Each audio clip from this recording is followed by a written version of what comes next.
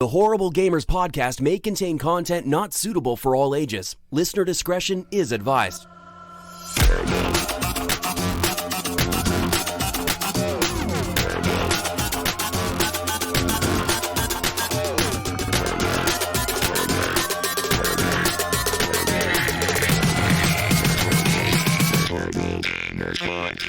Welcome, ladies and gentlemen, to Horrible Gamers Podcast, show number 292, being recorded on January the 25th, 2020.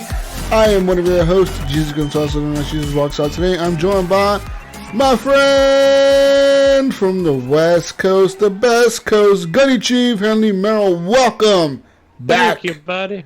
Hi. How the hell are you guys? Mighty fine. Good to see everyone here in the room. Yeah, doing mighty fine there, partner. And from Little Ohio, the Mayo. Hey, what's up, Little Ohio and Little Mayo hiding in this little room over here. Yeah, you're in the little room in Little Ohio in a little garage. You got your hoodie on. I see steam coming out of your mouth. It must I be got cold a house in there. full of kids running around, so I had to come out to the garage and hide, guys. Mayo is hiding, guys. He is hiding from the children. Even though it's -5 where you're at right now, the Anyways. chill factor. Anyways, people, you can follow us on _Horrible Gamers. Join our Facebook group, Horrible Gamers Podcast Community, if you want to. You can also find the page, Horrible Gamers Podcast. That's the page. Leave a review on the page. Leave a review on iTunes and all that good stuff. You can also support the show by heading on over to Patreon at patreon.com/Horrible Gamers. Like our friend Jonathan Hall has. Alan, maybe H. I need to fucking pull up the list, guys. I'm sorry. It's an every week thing with you. Thank Thank you, Patreons. All right. No, I gotta pull up the list here, guys. Oh, fuck. Active Patrons. Adam Sunder, Alan Maybe H, Bill Garnier II, Brandon Willier, Brian Capessa, Chad, Commandalorian, David Snyder, Evan Tanaka, Henley M, Jesse Kraft, John Jerome, Jonathan D. Hall, M. Polo, Macmod, Nipron, Pork Chop Poo, Robbie Wheat, The Mayo, Subator, and Redderholic. Thank you all for being Patreon machine, motherfucker, you, yeah. Yeah. Also, you can head on over to Stitcher, ladies and gentlemen. And at Stitcher, when you sign up for a monthly subscription of premium or a yearly subscription, use promo code Horrible Gamers to get a month for free on your plan. Whether you sign up for a year or month to month, it's up to you. With Stitcher Premium, you get access to exclusive shows and ad-free listening. So if you fucking hate ads, get a Stitcher Premium account. There you go. There you go. Use promo code Horrible Gamers. Anyways, guys, I want to give a quick shout out to Redbubble. Because at Redbubble, you can go and buy some gear, some HGP gear. And you just go there, right? Type in Redbubble. I'll wait. Go ahead. You got some time. I'll wait. All right, you're there? All right, now in the search bar, you're going to type Horrible Gamers. Click on the dude wearing our shirt, our logo. And there, you can click on 70 plus items to buy. Just buy them all. Just click on all of them and buy them all. I dare you. I fucking That is your dare challenge. You. Buy all of them. Anyways, moving on now. Gunny wants to see that shower curtain. I want to thank. Action. No, don't send us that link. Only to Gunny, I guess. So don't send us that. We're not liably responsible or legally responsible for anything Gunny says on this show. Just the shower curtain. Gunny, we're not going to pay for your attorney fees later on. Just to let you know. Anyways, going to give a quick shout out to Following Twistics for letting us use their song Breakout for the intro of the show, and Broke for Free for letting us use their song Night Owl as the outro of the podcast. Let's get to talking about video games. I play games, you play games, we play games all day, games. You like my little rhyme there? Yeah, some Mayo. Very good. You've been practicing? Been practicing my Dr. Seuss. Nice. Yeah. What's up now? You guys hear the music in the background? Is there a game tie in here? Or what? Music in the background is provided by my neighbors who are deciding to throw a barbecue party. I hear it in now, the middle Jesus. of January. It's getting louder. In the middle of January, they're deciding to throw a fucking barbecue out in the front yard. And there's nothing I can do about it, guys. What is going on over there? It's like 6 mine p.m. is 10 over there in Oregon. They're throwing a barbecue. You can't Mayo's call the over there cops on minus the people. 5. I Doing a mean, podcast in you're the going to have to garage. just deal with it, guys. Yes, You're going to have to deal with it. What you say? The what? Yep. Take it out to the garage. What? Oh, wait, you broke up, man. You broke up, man. You're having technical problems over there. Uh-oh. Oh, no. Oh, no. Oh, no. Mayo's breaking up. You have a connection issue. Oh, Mayo. Uh-oh. Music in the background, connection issue. This is quality podcasting for you, ladies and gentlemen. Anyways, Mayo's asking if I had a garage. Yes, but the garage would be closer to them. So it would even be louder than what it is now. So, yeah. We're going to get you some of those 8-crate type foam. No, that ain't gonna work. That ain't gonna work, dude. It's coming to the window like it's like a thin window or something. I don't know. We're going to board that window up. At least you'll be ready for the coronavirus when it comes, when it really hits. Oh, I gotta prepare for the coronavirus. I mean, you need your bullets, your plywood, food, It's water. now confirmed to have hit Chicago and Texas, Gunny. It's coming this way. And California, I think. It's everywhere now, Gunny. It's fucking everywhere, bro. You know what I was thinking? We can get like a Scared. big boat and we can all just go to the here ocean? in Portland. We just go to the Jonathan, if ocean. you secure that. That'd be great. We need a fucking boat to leave. Get on a boat and escape, guys. It's scary shit, man. I've been watching videos like all week about that shit in China. China has like a bunch of cities in lockdown, Gunny. Yeah, Bunch I of saw them. that China's kind of their statement currently to whatever news is. They didn't use grave. What did they put? They put that the situation is. I forgot the actual word now. It's not under grave. control, guys. We got, Yeah. under control. No worries. We're just locking down 5 cities. Right. No worries. Nothing to fear. Dude, you see the market that they shut down? The market where they say the shit started? They were selling wolves and kangaroos and shit in there to eat. Where the fuck do Chinese people get kangaroos from? I don't know. They eat anything. Chinese people will eat anything. They had like kangaroos and dogs and cats and bats and snakes and fucking armadillos and shit. That's And what they I've were been selling seeing trending everything. over Twitter They had is that, fucking that possums. They had raccoons in there. They had all kinds of shit, Gunny. It was just for sale so like you can buy it to butcher it and fucking eat it. They had fucking wolf meat. Yeah. That's some crazy shit. No wonder the fucking Poisonous people got snakes, sick. venomous animals. Yeah. One of them catch some kind of virus. They said that the person who caught the virus caught it from eating some bat soup. What the fuck? No, I thought it was a snake. At first Okay, they said a snake, and then they said a bat. So I don't think they're really sure. I think they're just making shit up. But that's still creepy, man. Like, even consider like eating a snake soup or a bat soup. That's fucking weird. Anyways, we're not here to talk about China. China, we hopefully you guys will survive this outbreak. We love you guys. We got listeners in China, guys, by the way. So we're not banned there yet. We might be after this one. anyways, get to talk about video games. I played a game this week with my friend Commandalorian. That's right, me and him got together and decided to play some motherfucking Mordhau. He picked it up finally because he got a PC for Christmas, right? So he was like, I got PC games, Jesus. You guys talk about Mordhau, I buy the Mordhau, I play the Mordhau. That's how he talks, by the way. And Sure. I think he enjoys the Mordhau. He does enjoy the Mordhau.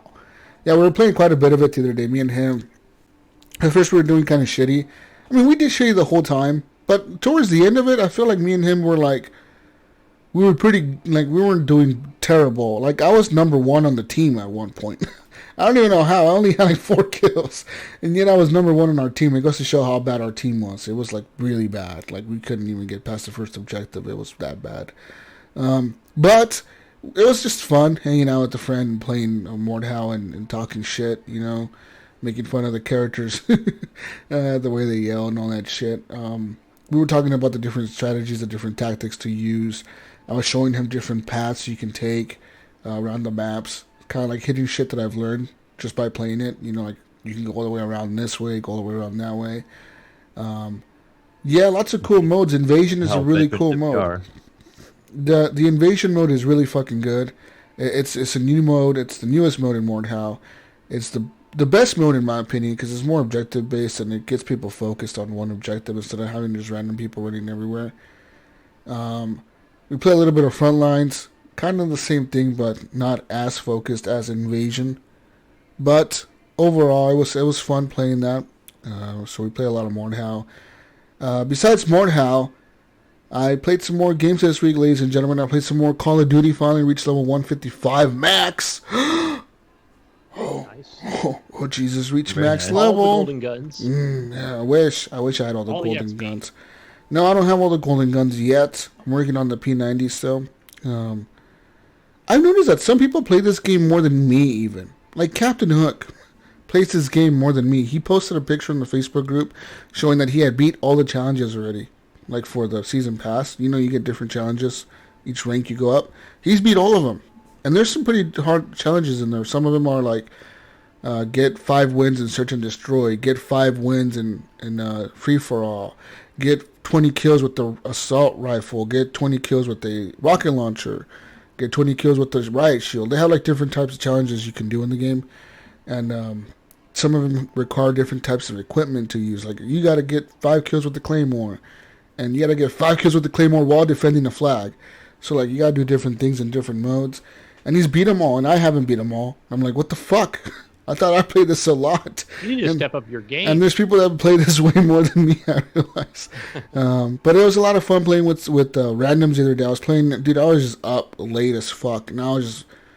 It got to a point, dude, where, like, I wasn't even thinking. Like there was a match that I got, like, 80 kills, and it was just, like, autopilot mode. I don't know what happened. You know, it's like you're playing so fucking long that you just go on autopilot. It's like you're not even there. So it's like you're just in autopilot. You're just thinking about something else.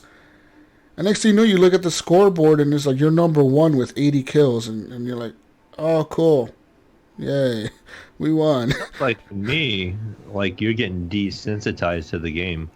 Yeah, I don't know what it is. It's fucking weird. You want to be talking to Joe Biden? He might have. Oh, he might have Another thing, yeah, I heard that this week. Creepy killer. Creepy killers and creepy killer. losers or something. it was Creepy called. killers or something. Little developers. creepy killers or something. Loser creepy killers. What the fuck did he call the gamers? And we called the developers that. Oh, It he wasn't got- the gamers. yeah, he called was the saying that developers. They were teaching people to be killers. Yeah, literally. And then the developers creepy. were creepy. They were creepy little creepies. Oh shit. Anyways, Call of Duty was fun. But yeah, it's teaching me how to kill, I guess. A lot of fun there, getting ready for World War III. And besides Call of Duty, besides Mordhau, besides all that good stuff. Oh, dude, I want to talk about a story I had in Call of Duty. So last night, I decided to play the co-op mission again, right? Because I want to unlock one of the characters that I have locked, and he's the last character. They're called operators. You guys have seen them, like the skins you can look at. So you pick your skin. Well, there's one operator I have locked, and he's Grinch. And for him, you have to do a mission in co-op, and you have to beat it. Last night, I kid you not, guys, for 2.5 hours, I was doing this mission. Doing it. Retrying, dying. Retrying, dying. Retrying, dying. Finally, I put my mic on, and I started talking to the people. I'm like, yo, guys, put your fucking mics on. Let's get together here. Let's start talking. One of the other dudes got his mic on. Boom. We had 2. Okay. And me and him were playing for a while. Then we had 3. Then we had 4. Finally, we had this 4th person who was like an 11-year-old little kid. Like, I shit you not, he was 11 years old. His name was like Yeet. Yeet or something like that. We're like, Yeet. Anyways, we were doing this mission over and over. We're like 2.5. We're about an hour and 45 minutes into this, retrying this mission over and over, dying like every 5 minutes. So think about it. We have done it like 80 times or 90 times by this point. Same mission. We get to the objective and he glitches out of the map and he falls under the map. So we tell him, do not try to respawn yourself. Just stay down there. And the reason is because if everybody dies on your squad, then the mission's over. But if us 3 went down, us that we were on the top doing the objectives, if we went down, he was still alive under the map. So we just had to wait the 1 minute or whatever, and we would respawn and come out of the plane. And So we got to the last objective in this mission. I kid you not, guys. We had to exfil. That's the only thing we had left. And at this point, like, there was tanks on the map. There was a helicopter. There was like 3 juggernauts. About 1,000 enemies. I shit you not. There was like 1,000 enemies on the screen. Just everyone shooting at us. I get to the exfiltration point, and then like 4 or 5 like of those trucks pull up, and you start jumping out of the truck. And then the Yeet's like, I gotta go, guys. And we're like, dude, don't fucking go, Yeet. Don't fucking go. We need you to stay alive for like 2 more minutes, dude. Our team, like all of my team was down except for me. And I'm trying to stay alive to get to the exfiltration point. And I get there and the helicopter's like, Delta 1, blah, blah, blah. We're coming in hot. And then you see like our friendly helicopter coming in to pick us up. And we're like, Yeet, don't fucking... I gotta go, guys. My parents are telling me I gotta go. I'm like, fuck, dude. He fucking leaves. I kid you not. Like a second before that helicopter touches ground. And I go down and I die. And we're all dead. And the mission's over. Did you send him a message to uninstall? We were literally playing that objective with him alive underneath the map. It took us like 35 minutes or something like that to beat that mission. And I was right there, dude. I was right there at the exfiltration point. And we failed. And this was like after 2.5 hours of game time. Fucking squeaker. I was like, Jesus Christ. I was fucking upset, mad. I didn't even want to play the game anymore. I just turned it off after that. I was like, I'm done. And like the thing is, I don't know who in Activision or was it Infinity Ward, who the fuck made this fucking game? Who thought like, oh, we're gonna make these really cool missions with like voiceover and have like an intro to them and have all this cool shit going on. But you know what will make it really fun? If every objective that these guys go to, there's like 1,000 enemies that spawn. Wouldn't that be fun? And wouldn't it be fun to make him do Wouldn't it be fun to make him do like 7 objectives on the mission that they have to run across the map, like 7 different locations, and then they have to hack into a computer, go through each file individually, and try to find some crates, and then you have to tag the crates, each one. I was like, whoever designed these missions in co-op for Call of Duty, you are a piece of shit. You are a fucking dick. Fuck you, you fucking piece of shit. I hope you lost your job after this game came out. I am fucking pissed. You fucking asshole. Fuck you. Go work for a fucking stupid ass Coalition and go make some horde mode for Gears of War or something stupid like that. This isn't fucking horde mode. This is supposed to be a co-op mission. And there's no fucking way like you can do this stealth. Because in the beginning of the game they're like, oh, you guys can go in stealth or go in loud. It's your option. Have you ever seen and a I'm stealth? Like, there is no way. All right, Gunny, there's no way you can go stealth. You know why? Because as soon as you get to the first point, the first little room you're supposed to hack or whatever, there's a fucking juggernaut standing in the middle of the room. Yeah, it's not Splinter Cell. So how how are you supposed to go in stealth when there's a fucking juggernaut standing in the middle of the room?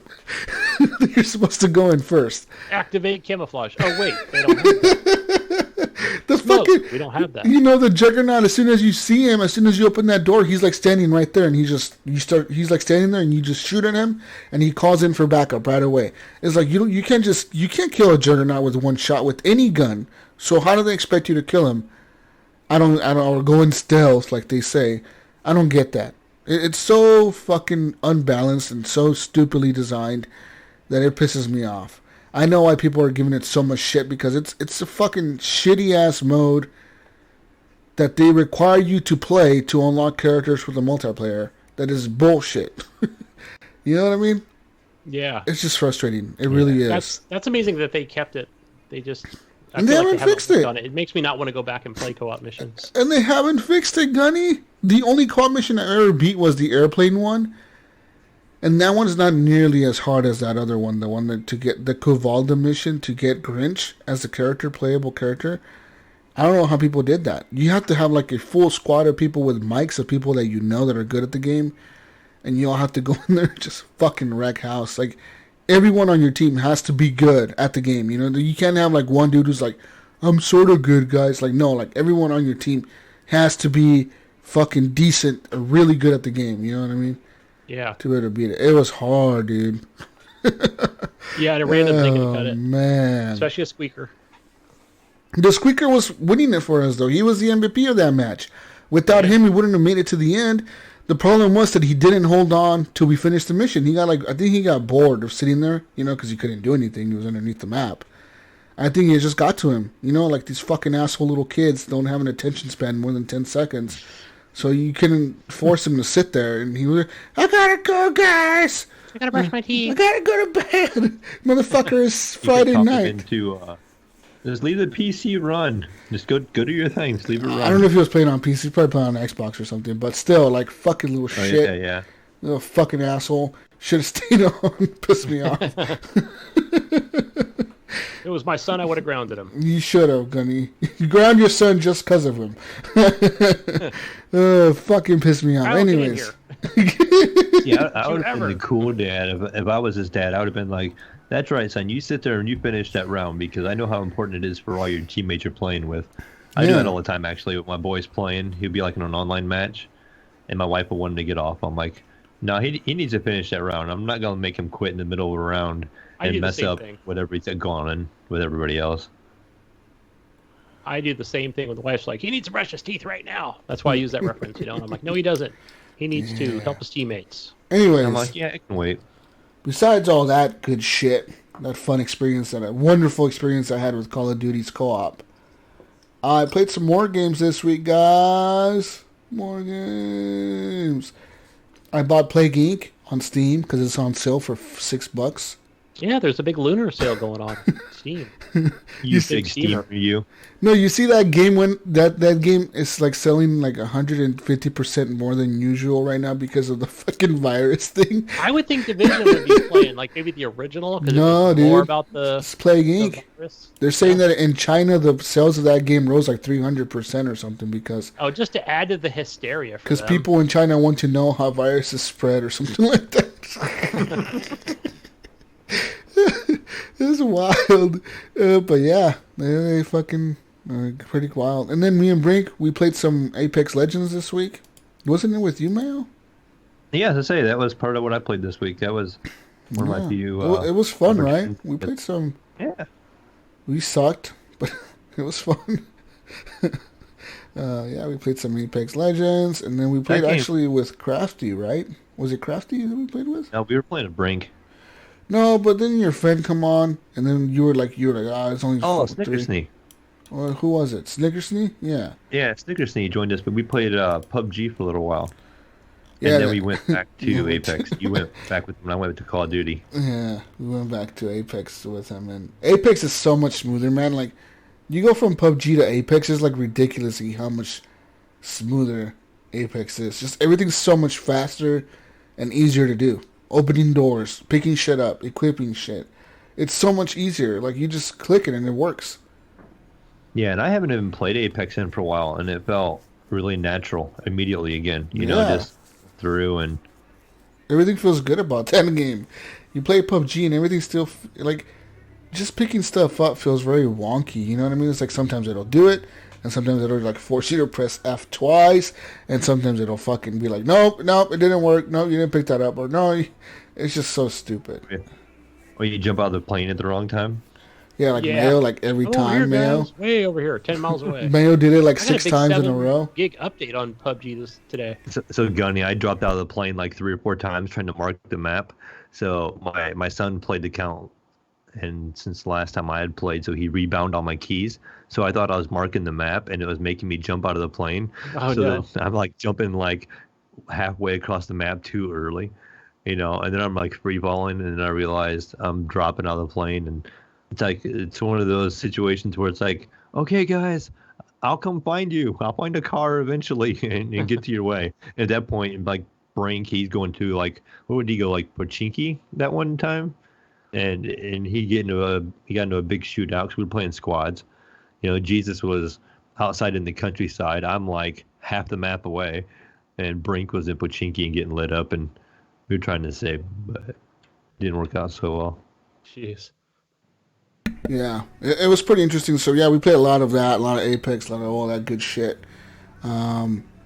Besides all that stuff, man, What the fuck else did I play? Trying to think. What was a game that I played, Mayo, that I got this week? So we can talk about for a minute is one of the games I've also played was we played some Tarkov together. Oh, yeah. So Tarkov, we were playing some of that. I mean, I still haven't played enough of it to really form my opinion on it. Like, I see these streamers, dude, and they're just playing the fuck out of this game. But guys gotta think about that. Like, every time I think about these guys, I'm like, oh, they're so good. I'm like, these motherfuckers have, like, all day to play this. They don't do nothing else but this. So right. It's not a surprise they're good at the game. Like, if I had nothing but 10 hours to play the one game, I would be just as good. Yeah. Well, I feel like that game has such a hard, like, entry level. Because when you drop into the map, you just have no idea where you're going.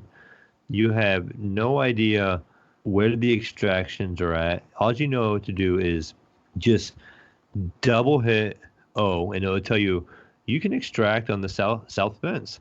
And you have absolutely no idea. You don't get a compass. You don't get, any way to tell direction or anything like that. So you're going to, like, run around. Okay, I found this building. But you don't know if you're, like, on the north side of the building, on the south side of the building. So you can even use, like, an external map, like on another monitor or something like that. And you just basically are going to go one direction, but you don't even know if you're going north or south. It's just really weird. If you haven't played Tarkov, have you, Gunny? No, but I've watched a lot of it. A lot of gameplays. I watched it every day. We're just talking about for a second. Just the entry level into that game is like it drops you into a map, and you have nothing to go on. Like, it just tells you where your extraction point is, and I think it gives you a little bit of green smoke once you find it. But the maps are decent size, so unless you know the map really well, it's hard to kind of learn where you got to go. I think you just got to keep playing the same maps over and over after a while, and just kind of learn those extractions, and then going from there. Big McLarge Huge from our group is the guy I played with a couple of times, and he walked me around and he was showing me this place and that place, and I don't remember all the places that he was showing us. So it's like there was so much. Is there a timer, like, on there? That's one thing I don't see, like, on a stream that I don't see. If there's a timer for, is it always like 45 minutes or 20 minutes or whatever it might be? I think it's 50 minutes. I'm not positive. But so if you don't get out in 50 minutes, you just automatically die and you lose all the gear that you had. So even if you're using your really important, like your PNC character, I think it's called, you're going to lose all your gear you took in. So you're, like, wandering around the map. You have no idea if you're close to the extraction or not sometimes. And you almost need a guide. I wish the game would either give you some kind of in-game marker or, like, a compass to tell you at least which way is north and south. Yeah. I feel like as a console gamer, I feel like, do we have a companion app? Yeah, I mean, like we used to have with, like, really a Tomb Raider or something, Yeah, you really do feel lost in it. Like, you drop in, and there's no HUD. You just have to go off your instinct and just figure it out. And just, okay, we're gonna go this way. Hopefully, this is north. Oh yeah, and also make sure you know that your teammates are near you, so you don't shoot them. Oh yeah, that's really communication key, Gunny. Oh yeah, it is. So, Jesus, myself, and Brink, we all drop in together. And so you don't have a HUD, you don't have names above your people you're with, you don't have any indicator, right? Mm-mm. So we go in this abandoned building. It's real dark and there's lots of little lighting, and so picture like a hangar, but it has, like, hallways off to the left and the right. So I think at this point I'm in the front, and Brinker and Jesus are behind me. So we're all kind of looking around, looking for gear. And at one point in time, I know Jesus was on my right. And so I'm, like, looking along all the stuff on the left. Well, I find this hallway. And I walk around in the corner of this hallway, and there's, like, an exit, so a way out. And what do I see right by the exit? There's a guy with his back to me, and he's, like, going through stuff. And I'm like, guys, we got company with us. You didn't say shit. You just shot me, you asshole. I was afraid. You were real afraid. My back towards you, you fucking dick. Shot him in the back. Nice. And so I might have shot him a couple times. Oh, no, yeah, a couple times. He shot like 5 shots at me, Gunny. He hit me like 4 times. My guy was bleeding out. My leg was destroyed. I couldn't even walk right anymore. My thorax was all fucked up, which is like your main chest part or whatever. It was all fucked up, bleeding. I had to take pills every 5 seconds to keep my guy standing upright. Because asshole Mayo decided to fucking shoot me. But what do you do, Gunny? What's the proper thing to do when you shoot somebody by accident and it's your teammate you didn't realize? You give him some ibuprofen. I gave him all the ibuprofen. That's what I always do. Yeah, you shoot your friends, you give them ibuprofen, guys. Take 2 of these and I'll call you. Call me. I think I gave you some morphine, actually, if You I remember. did. I could give you a splint. I took everything. Ibuprofen. I took all that shit. Like, and my guy was still fucked up, but I took all those medicines. My guy was all fucked up, dude. Sounds like his ego was more messed up than his thorax. Oh no, everything was fucked up. And then these guys are jumping like into like this, like the next building, like, all right, let's jump in here, guys, get in there. And I'm like, I can't jump, guys. Like, yeah, just double jump. I'm like, I can't fucking double jump. And they're like, just press spacebar twice. You're full of shit. I knew exactly how to double jump, you asshole. My guy couldn't double jump. You fucking dick. You fucking shot me. I was like, you motherfucker. I was waiting for my moment to shoot Mayo in the back. Maybe he couldn't jump as high because his leg was hurt, but maybe. I don't believe. Maybe. My leg wasn't just hurt. My leg said 0% health, and it said like it was broken, Mayo. So it wasn't just a little fucking hurt. It was destroyed. I pretty much had a dead leg. Still walking around. My guy would walk, and every time he'd walk, he'd be like, ugh. Like, that's all I heard. My dude was like all fucking hurt, and then I would make him run, and he'd be like, ah, just screaming. That's how you don't normally do it, though, Mayo, right? Don't you shoot first, ask questions later? Yeah, is that you, Jesus? Communication was key, and evidently he went down the hallway, and he did not tell me. Well, I figured my friend would know that I'm in the next room. Fucking motherfucker. Yeah. Are there emotes in this game at all? Can you wave or dance or anything? I think you can't you? I don't think so. Can you tell people hi or something? I think you can talk to each other, but like even then it's in Russian if you're a scav, so you speak Russian, so you don't know what they're saying. Yeah. Anyways, this is a fun game. Last game that I played on my list, guys, I want to really talk about this one. It's really interesting. It's Frostpunk. I played the last autumn expansion. And dude, it's really fucking good, Gunny. Like, this changes everything in the game for me. So it's like I said earlier when last time I talked about it or before it came out. It's based before the events of Frostpunk. So it's before the big freeze or whatever, right? Like it's kind of like people like the climate scientists are saying that there's climate change is happening, and like people are barely starting to believe them. So the government of England sends you off from Birmingham. They send you off to this island like far away to start building this generator thing. And you're tasked. Your job is you're the boss of like all these people they send you with on a boat. And your job is to like set up a work camp so you can build this huge generator, right? Like one of those steam core things or whatever. Yeah. So there's a huge hole in the ground when you start. There's a huge hole, and that's where you're going to be building it out of. And you have like a circle around that hole. And in that circle, in that zone, which is like so much away from that like circle on the ground or the hole in the ground, that zone, only certain buildings can be built inside that zone. So, for example, you have like these factories you unlock. Factories, resource depots, and other shit you unlock. But it's all, you can only build those. With housing as well? No. You only build the stuff to build the stuff near the hole. Housing has to be built outside that zone. So, like, outside that zone, you can build houses and whatever. Makes sense since it's not current events. It's not, yeah, so like it doesn't, like, cold does not factor into this mode at all from what I've seen so far.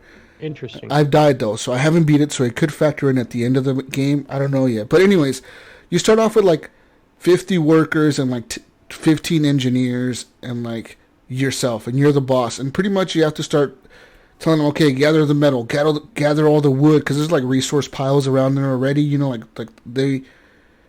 the government went ahead of time and left some resources there for you to start up the camp. So your job is to get the camp going. You have to like research these docks. So like you build a dock, and the dock is where the ships come in, and the ships will bring you whatever resource you want them to bring you. So you can either choose to bring in coal, wood, or steel. And in every fucking week or so often, like every 2 days or whatever, there's a boat that comes in, and that'll bring in steel. It'll just keep bringing it every fucking day, every day, so you don't run out of steel, you know what I mean? And then every so often, once you build this beacon thing, the government, you can ask them for, like, supplies. You can be like, okay, I need 50 workers, I need 10 engineers, and I need a steam core. Like, you know what a steam core is, right? Those, like, special steam core things that you could use to build things. So you can ask for those, but those take up a lot of space, so, like, you can only have so many of those per ship. Right. Anyways, it takes the ship a day to get there. And then they get there and they drop off the workers, then they go back. And like there's like the cool new thing about this mode, Gunny, is that it doesn't have to do anything with the cold, but like the new laws that are in the game are interesting. There's one, for example, like when people die in this mode, you can choose to either bury them at the camp, like make a cemetery, but that lowers the morale of your workers because they walk by the cemetery every day. It reminds them how dangerous it is to work there, to work at this camp. It reminds them of the danger and the people they lost, you know. So you still have your meter of hope and discontent? It's not hope and discontent. It's something else. It's like it's discontent and motivation. So how motivated they are to work. Anyways, this cemetery, you can choose to build a cemetery, or you can choose to build a morgue, and you repatriate the dead bodies back to England. So you're like, you send the bodies back to England. But to send the bodies back, you have to spend 5 wood to create a coffin for them. And you have to, like, every time somebody dies, you have to, like, prepare them. So the next boat that comes in, you put them on the boat and they fucking leave with the boat and go back to England to be buried with their family. Or there's a law that later on in the game you can pass. That's like, oh, the company will pay for, the company will honor the fallen. So like this like new law that says like the company's gonna pay for the fallen heroes of that built this great fucking thing or whatever. You have to spend steel now, and you'll make a steel coffin for the people that die. So like it looks nicer, you know, when they arrive back in England or whatever. So it makes it look like the company gives a fuck about their employees. And the whole point of this mode is to keep the employees motivated enough to keep working, because there is a point in time where they fucking will strike. They will fucking strike. And that moment for me was when the mine, because I hadn't built, they were building this, like they were building the base structure, right? I had a factory that built these, like they build these beams or whatever. So now I had enough beams, but I had to have 50 workers build inside the hole. They had to build the base structure of the heater tower core thing. They have to build the base, right? During the building of this base, like the foundation of the fucking heater, these assholes fucking weren't following safety procedures, and they blew up the fucking mine. Like, something happened and it blew up, and it killed like one of my workers, and it trapped like 40 of them underground. Oh, so it's like, okay, now you have 40 workers trapped underground. Do you want to send in a rescue team? The problem is I don't have enough research done to have the rescue team unlocked. So it's like, okay, you can either send in a rescue team, leave them down there, or blow up, like make a hole by blowing it up, and hopefully they escape. And I was like, okay, well, I'm going to have to blow it up, and because I can't afford to lose 50 workers or 40 workers, right? It's a lot. So, yeah. In games size, especially when like you can only get so many back every time you ask for a new shipment from London or whatever. They can only send so many, so like it's fucking difficult to see how many workers are down there. So like I blow it up, and then they come back out, right? And they're like, oh, thank God you saved us, we love you. And then they're like, fuck you. The next day they're like, we don't want to work, we're going on strike. And I was like, why are you guys going on strike? Go back in the hole. And they're like, they had their life flash before their eyes, and they're like, we don't want to work anymore. They're like, we don't want to work in this hole because this hole is fucking dangerous, and you need to make it safer for us to work. So I'm like sitting there and I'm trying to negotiate with the strikers. I'm like, okay, guys, I'll make it safer for you to work. Okay. So like, I'm trying to research shit to make it safer for them, but it's so fucking hard, Gunny, because there's so many different things you can research to make it safer for them. You can like build these ventilation things. It's like a big thing that has like a fan on it, And this ventilation thing is supposed to keep the gases that come out of that ground and the hole Like in the methane, ground. yeah. It keeps the gases low, so like the workers can work longer inside the hole. But eventually the gases start spewing out even further, and like even the one thing that I had built wasn't enough for it. So I'm like, what the fuck? I made a labor union for them, and the union helped those assholes strike even more. And I was like, what the fuck? I couldn't figure it out, and I'm having a hard time trying to beat this game, dude. I don't know what the hell to do, Gunny. Like, you can build a labor union, or you can side with the scientists, and the scientists are like, we'll figure it out. We'll build a better factory, and we'll make it easier for them to work. So you have to choose a side. Like, I'm going to side with the workers or with the scientists, and depending on who you side on, like, I decided to side with the workers, Gunny, and make a labor union because there's way more workers than scientists on this fucking camp. All right? There's like 30 scientists and like 100 workers. Scientists are going to get their asses kicked by the workers if the workers get pissed off. You know what I mean? I was like, I got to stay on the big group side. Yeah, fuck yeah. But it's difficult, dude. Like, this mode it's very interesting because it adds like this whole new dynamic. You got to keep enough food coming into the camp. So you have to build a fishing dock. So like all they do is fish there, and they have to fish to get enough food to feed everybody in the camp. And the type of meals you give to your employees depends how motivated they are the next day. And every morning they wake up, the further you get into the game, the more motivation goes down.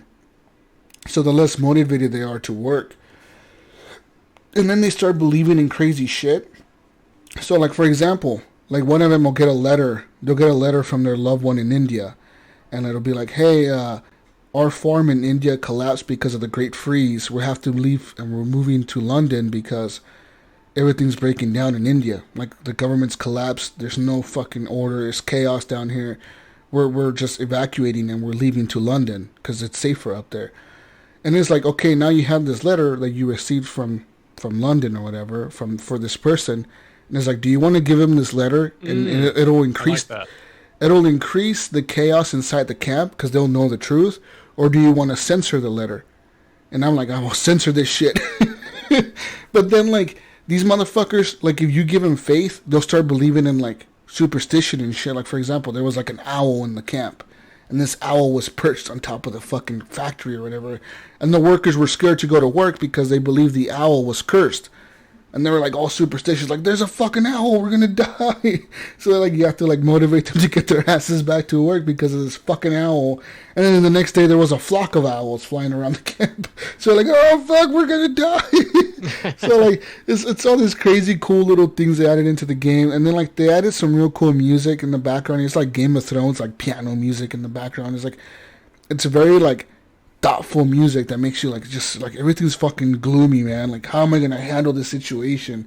And it's intense, dude. It's way more, even though it's not like, I don't feel like the people are dying as often as they are in regular Frostpunk with the cold, but it's more intense even so because there's like this toxic gas you're dealing with, and the toxic gas can get out of hand, dude. If that thing gets to level 3, your whole camp is engulfed in gas, and like, your people are just fucking pissed and they're dying. And I got fired because I missed my deadlines. Because you got deadlines you got to meet, right? Like, you have to have, like, the first deadline is to, like, build the base, the foundation of the Steam core. You got to have that part done within, like, so many weeks of the game starting. So if you don't have that part done, you're fucked. And at first I was, like, 8 days ahead of schedule. And just a few decisions later, Gunny, because of these assholes going on strike and the fucking explosion that set me back and all that shit, I was like 4 days behind schedule. And next thing you know, the governor of fucking England or whatever the fuck, he's like, hey, you motherfucker, you're not getting, next time you fail to meet the fucking deadline, you're fired. And I was like, oh, fuck. And sure enough, the second deadline came through and I didn't have it, not even near done. I didn't even know how to get there. So how many playthroughs have you done, or just the one? I've done 2 so far, and I first one I quit halfway through because I realized I was gonna lose. Second one I just lost, and like they're like, you're going back to England. You fucking suck as a leader. You know, even though this game can be somewhat of a roll of the dice, or it's still fun to go through each playthrough. You know, it's so much fun. And follow it through to the end. You know, till you get fired or quit or what happens. It's a lot of fun, dude. I'm having a blast with this mode, Gunny. Because like I Man, said, this sounds exciting because I did play this game a couple weeks ago, but I just played the vanilla game because now that it came to Xbox Game Pass, and just exactly like it is on Steam, and I actually had to go through and do three plays. Yeah. I actually tried it myself this week. Actually, I tried playing on my ultra wide because any kind of top-down game looks really good on ultra wide, and it gave me like black bars. So it was giving me the screen with like bars on the side, so it really wasn't like ultra wide support.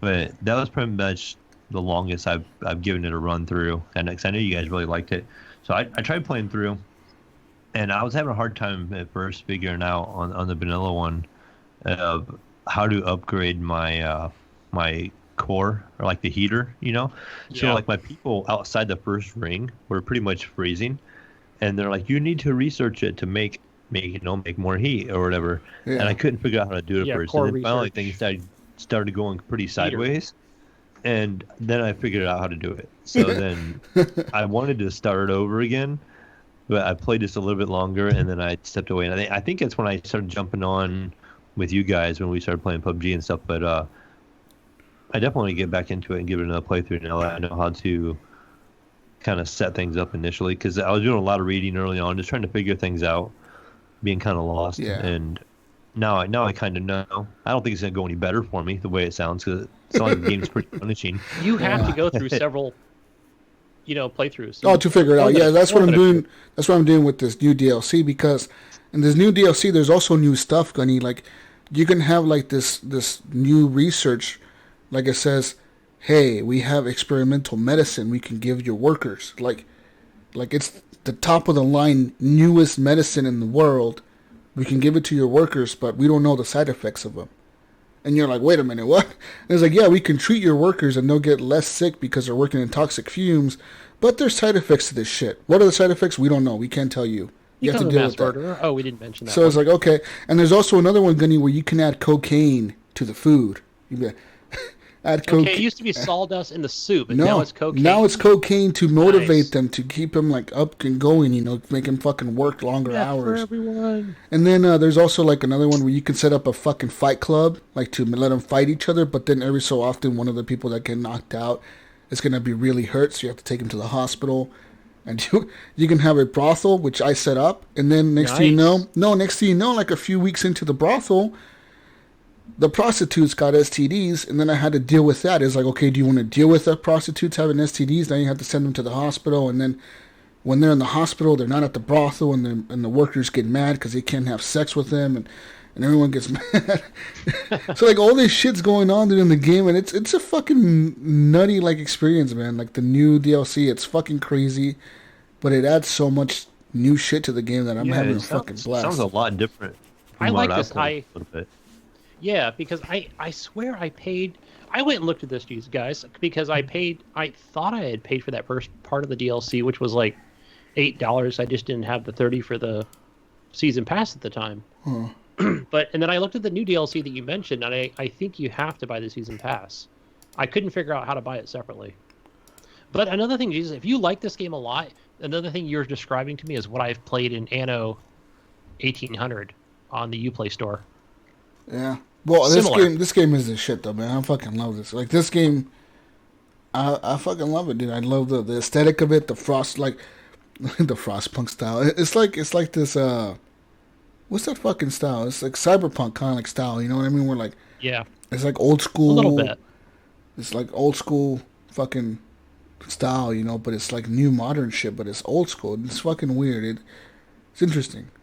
It's you are adding in that older part with like some like colonial, I guess I would call them even further back, tents where the people live, which can eventually be upgraded. They can be upgraded to big houses or whatever. Like in this mode, you can have it to like where you overcrowd the tents, so you can add more workers and there'll be less people outside, or you can give them more space to make them more comfortable. And there's all kinds of cool shit that happens in this game. There's one where like this dude, his wife sends him a lewd picture, and it's like, do you want to confiscate the picture and keep it for yourself, or do you want to give it to the worker? And I was like, oh, fuck it, give it to him. But then the next day, the worker got beat up by another worker because the other guy wanted the picture of that dude's wife. And the dude's like, I beat him up and I won the picture. It was a fight. Like, we were fighting for the picture and I won, and now it's my picture. And I'm like, but it's that dude's wife. I'm like, what do I do with this? And it's like, do you give the guy the picture, the guy that won the fight? Do you give it back to the other dude because it's his wife? Or do you keep the picture for yourself? Or throw it away? That's what I love about this game. The it's like, choices you can make for each character or as a group of people. It's fucking nutty, man. Did they also add in children? Because you mentioned the scientists and the workers. Is it no children? No children in this that I've seen yet. Okay.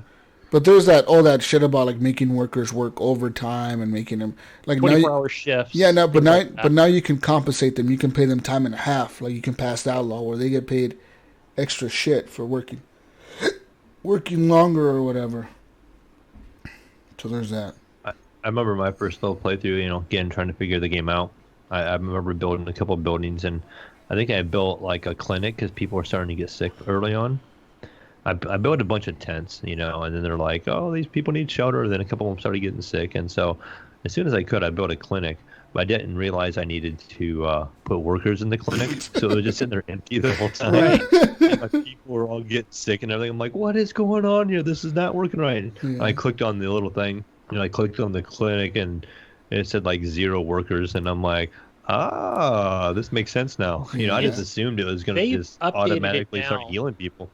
There is an update recently so kind of when you hover over it with a keyboard mouse, with your mouse, it will actually show like a percentage of how many workers work there. So you don't have to worry about you don't have to double click on it. Yeah, and I kind of didn't see that when I was messing around with it, but I think that's what made me figure it out, that I was had nobody in there. Happened to mouse over it. I'm like, why are these people getting sick yet?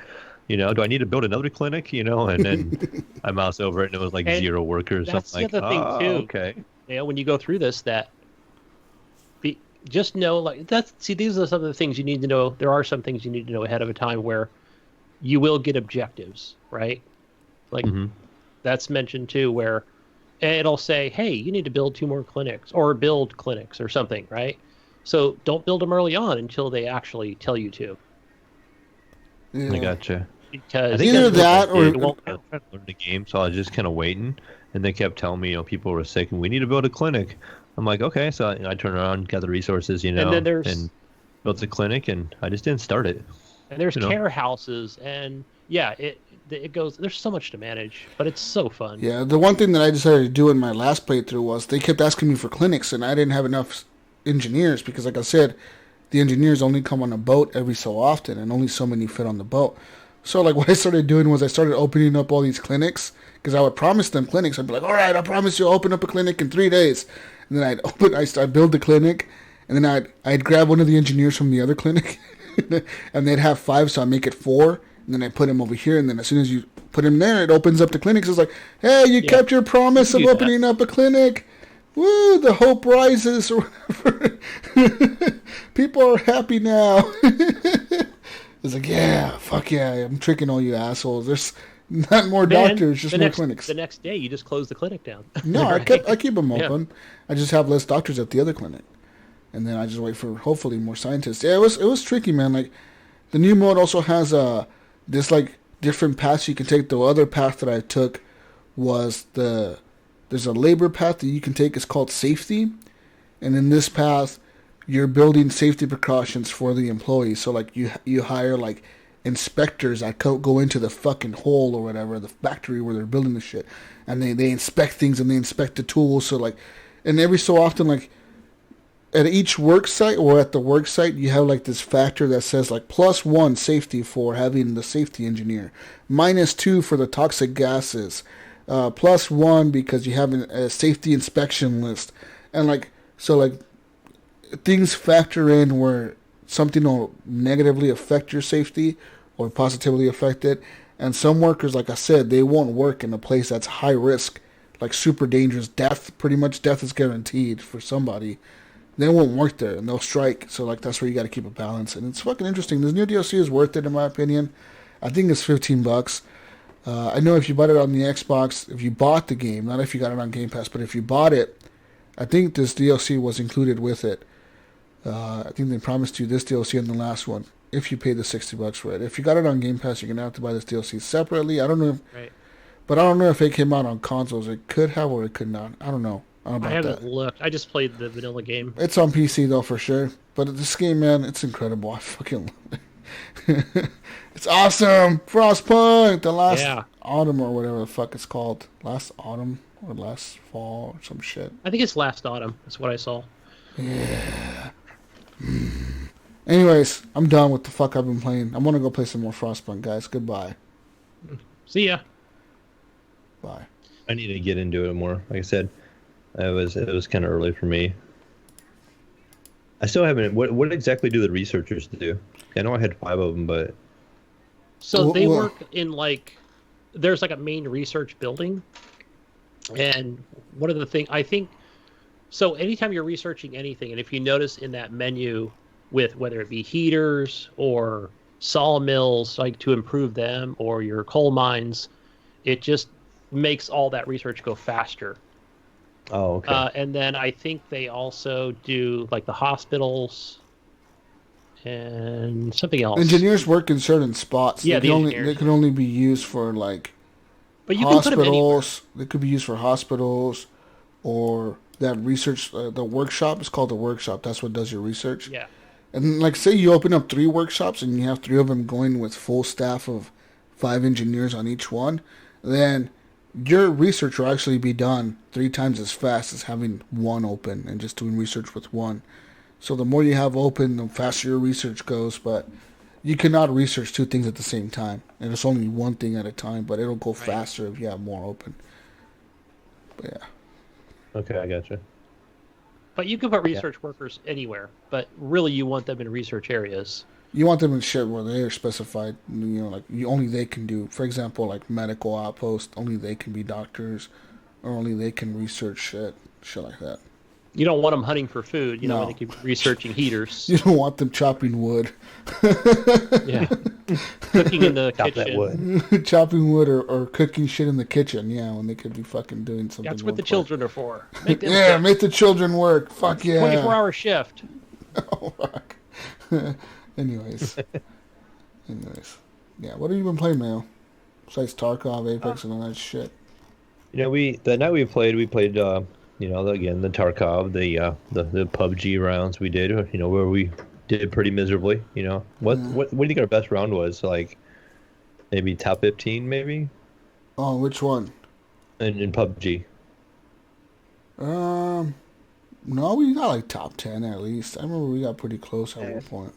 I remember that one round we were all in the house, and we had people shooting us, and the guy. Oh, kept every sniping. fucking direction. Dude, every direction there was motherfuckers shooting at us. They all knew we were in there for some reason. Gunny, we were getting shot from like every different direction, and then finally we got pushed, and I think I knocked a guy, and they were trying to come through the door, and they ended up knocking 3 of us, and then was it Snickers or Brink? Brink was the last guy, and he was hiding in the bathroom, and finally he took like 1 out, and then they ended up getting to him too, and so I think we said at this point we're like, forget this game, let's go back to Apex, and so. At that point in time, there was 4 of us in the group. Since Apex is only a 3-player game, I went ahead and jumped into a round of Call of Duty. And right away, I had one of my friends from work send me an invite, and he was playing on his Xbox. And he was doing some kill confirmed. And so, I don't know, I probably played an hour and a half of that, maybe.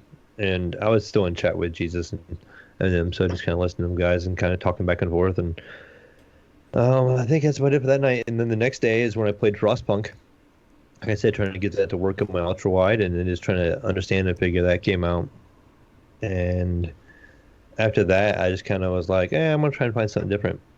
And so I was watching one of my buddies stream, and he was playing this indie game. He plays a lot of indie games. And it's a game I was curious about because it looked a lot like an old school Ninja Gaiden, kind of Dead Cells-like. And it kind of piqued my interest as I continued to watch him. I was just kind of actually chatting with him at first just to see how he was doing, and I haven't talked to him for a while. And the more I watched, the more curious about the game I got because I'd never heard of it before. So I messaged him the next day and I asked him what the game was, and he told me what it was. And the game is called, I think it's pronounced Sundered. It's like Sundred. So I don't know if it. So Sundered. yeah, it's kind of a weird spelling, but I asked him, and he's like, "Yeah, here's a link, you know." So he sent me a link, and it was on Steam. It's on like the Xbox, and the game came out in 2017, and it's something I've never heard of. I've never really seen around. So I was curious about it. I thought, maybe I need something new to pick up. So I jump on Steam right away, and lo and behold, it was on sale for $4.99 right now on the Steam Lunar sale. So I immediately bought it, installed it remotely. So I had it installed, like ready to go. Like I bought it while I was at work. I had it ready to go when I got home, and fired it up, and I'm enjoying it so far. This game is a lot like Dead Cells in a way. It's good old side-scrolling, hand-drawn, and you're like this little like ninja type character, and you're running through. And the only difference between this and like Dead Cells so far that I'm seeing right away is that it's kind of like a Metroidvania in the aspect there's like areas you can't get to that would require. I know at one point it required like a double jump. There's like a ledge I couldn't reach, so I knew I couldn't go there. And like you can pull up the map anytime, so I just knew I had to go the other way. So I'd go the other way, and I'd kind of explore. And I find this big artifact, and I click on it, and it says you now have like a permanent shield, so like you can absorb so much damage before you actually take any damage for your character. I'm like, oh, that's kind of cool. Kept on going. I found later on, I found another ability which was like a double jump, and so I was able to go back to that place before I can get to. And basically, you kept progressing through the game and just finding different items. And I kept, as you kill enemies, you get these little orbs, and I didn't know what they were for. They didn't really tell me early on, and I played for probably 45 minutes before I finally died.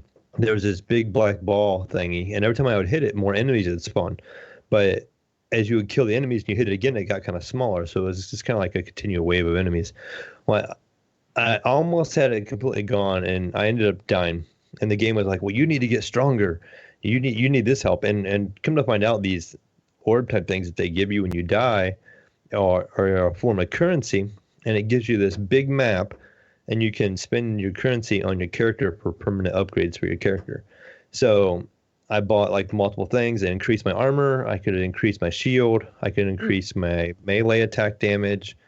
And I could increase, like, you have like these runes. You can have like 3 runes, and you can increase like the amount of runes you can have on your character. So I spent all that I could, all the money I had saved up, and went back into the game.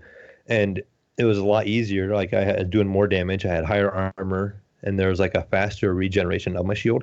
I put points in that. So there's this big, long skill tree that you can unlock, and you just kind of start putting points in things. And it's that classic, you got to put 3 points in this one, you got to spend so much money in this one, that unlocks the next one past it. And you can go different pathways, so you can kind of look at it and figure out which way you want to build your character. If you want to add more armor, if you want to add more melee damage and stuff like that. So, and that permanently saves your character. So the last time when I died, I shut it off for the night, but I spent all my tokens that I had or orbs that I had, and each time you're going to play the round, your character is going to get stronger. So it's a lot like Dead Cells in that aspect, where instead of getting new weapons, I'm getting better armor. I'm getting a better shield. My weapon does a little more damage. There's like a finisher move too. So like you destroyed so many enemies, it kind of builds up, and then you can use that like at one time, and it drains it, and it kind of almost instantly kills everything around you. So it's kind of like a little ultimate you can build up too. Nice. But solid platformer, so again, it's a side scroller, but the controls are really tight. The music's pretty interesting. The artwork's really good. And for $4.99, I can't complain at all. That's when I messaged you, Gunny. I was like, Gunny, you got to try this game. This is a Ryan Gibson, game too here. I think he would enjoy it. And maybe even you guys have even played it. I don't know. It's been on the Xbox. It's on the PlayStation. It's even on the Nintendo Switch, I guess. But it came out in 2017. Yeah, looking at this, I'm going to install it right now, but it doesn't look like something familiar I've played on Xbox. I'm really enjoying it so far. So if you like Dead Cells, I think this is a game that you will like. It's very similar in the aspect of the way it plays and the way you move around and you're fighting enemies. I guess the only drawback I've seen so far is the enemy variety. There's only been like 3 or 4 different kinds of enemies I've come across so far. I did fight one mini boss. There's like these mini bosses, and when I kill him, I got a relic, and it gave me a new ability. I can't remember what that ability was now at this time, but it just enhanced my character, whatever it was. Once I actually beat him, it just enhanced my character, and I was able to progress even further, get to a new area, and just kept checking the map and, trying to find my way around. And you can backtrack a lot, so you got to kind of really pay attention to your map. Yeah, you're definitely describing a little bit of like that game I've been playing, the Children of Morta. Mm-hmm. Similar, it's that roguelike dungeon crawler. Yeah, and in the same way, that. you're not. I launched that one, but I didn't stay on it. I installed it, checked the settings, and then I closed it. So I did download it and on the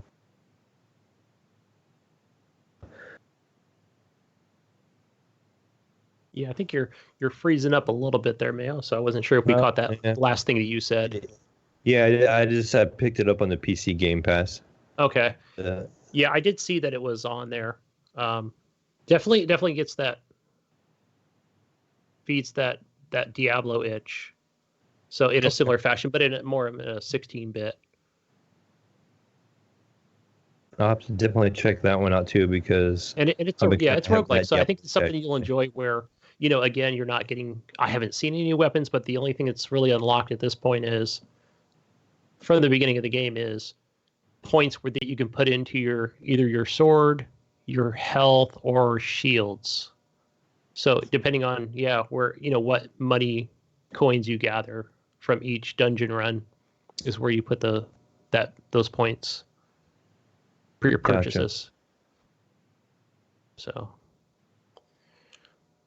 So yeah, that's it for me. I started enjoying that game quite a bit, and I stayed up late a couple nights later than I should have playing it because I wanted to keep on going, and I didn't really want to turn it off actually. So it's something I think is going to be my next Dead Cells, where I may end up putting a lot of hours in this game, and for $4.99, I definitely won't be able to complain. Yeah. Hey, and speaking of Dead Cells, I see my son playing it often, and I'm like, "Oh, you're playing Dead Cells? Yeah, there's been an update." So it's nice to see them periodically put good updates in that game. Add to it. There was an update not too long ago, and I haven't fired it up since. Yeah. But I can't remember what it was. It was kind of a big update too. I did play that on the Xbox. It's because it's on the Game Pass, and Betterholic had messaged me. He liked my achievements. So playing through the game again on the Xbox, I'm trying to limit some of the items I unlock, because as you unlock those items, they're randomly generated throughout the game. So since I played it so much on the PC and I know what items I like, I'm only unlocking the ones I like, so I have a higher chance of those items dropping more often. Right. So I can make what works better together and not have to sit there and sort through a bunch of trash all the time when I go to the shops, because I only have 5 different items unlocked that I like right now, and I'm getting those same 5 items, just a higher level, so I can kind of progress my character that way. And it might make it run a lot easier, but it's just kind of funny playing it on the Xbox and playing it on the PC, is because on the PC version, I have everything unlocked, all the runes, where I have where you can wall jump and all this stuff. And so every once in a while, I find myself just by habit, jumping off a ledge and thinking I'm going to wall jump. And my character just falls to his death. And I'm like, no, thinking I had the wall jump ability from all the time I played it on the PC. Yeah. That's cool. I haven't jumped on it in a while. I have. On the Dead Cells. So yeah, good stuff. And that's it for me. All right. What else do you playing, Gunny? So I played the trial for that grid game. I think I might have mentioned it a couple weeks ago, that I think it came out in November of 2019, and it wasn't, super well received, but I saw there was a free trial on Xbox. I'm like, okay, I'm going to fire it up just to kind of see what it is, because I didn't see any reviews or gameplay, but it plays exactly I would say a Forza Horizon 7. As a matter of fact, it's probably too much like a Forza Horizon game. It looks beautiful running in 4K. It's got the same tracks.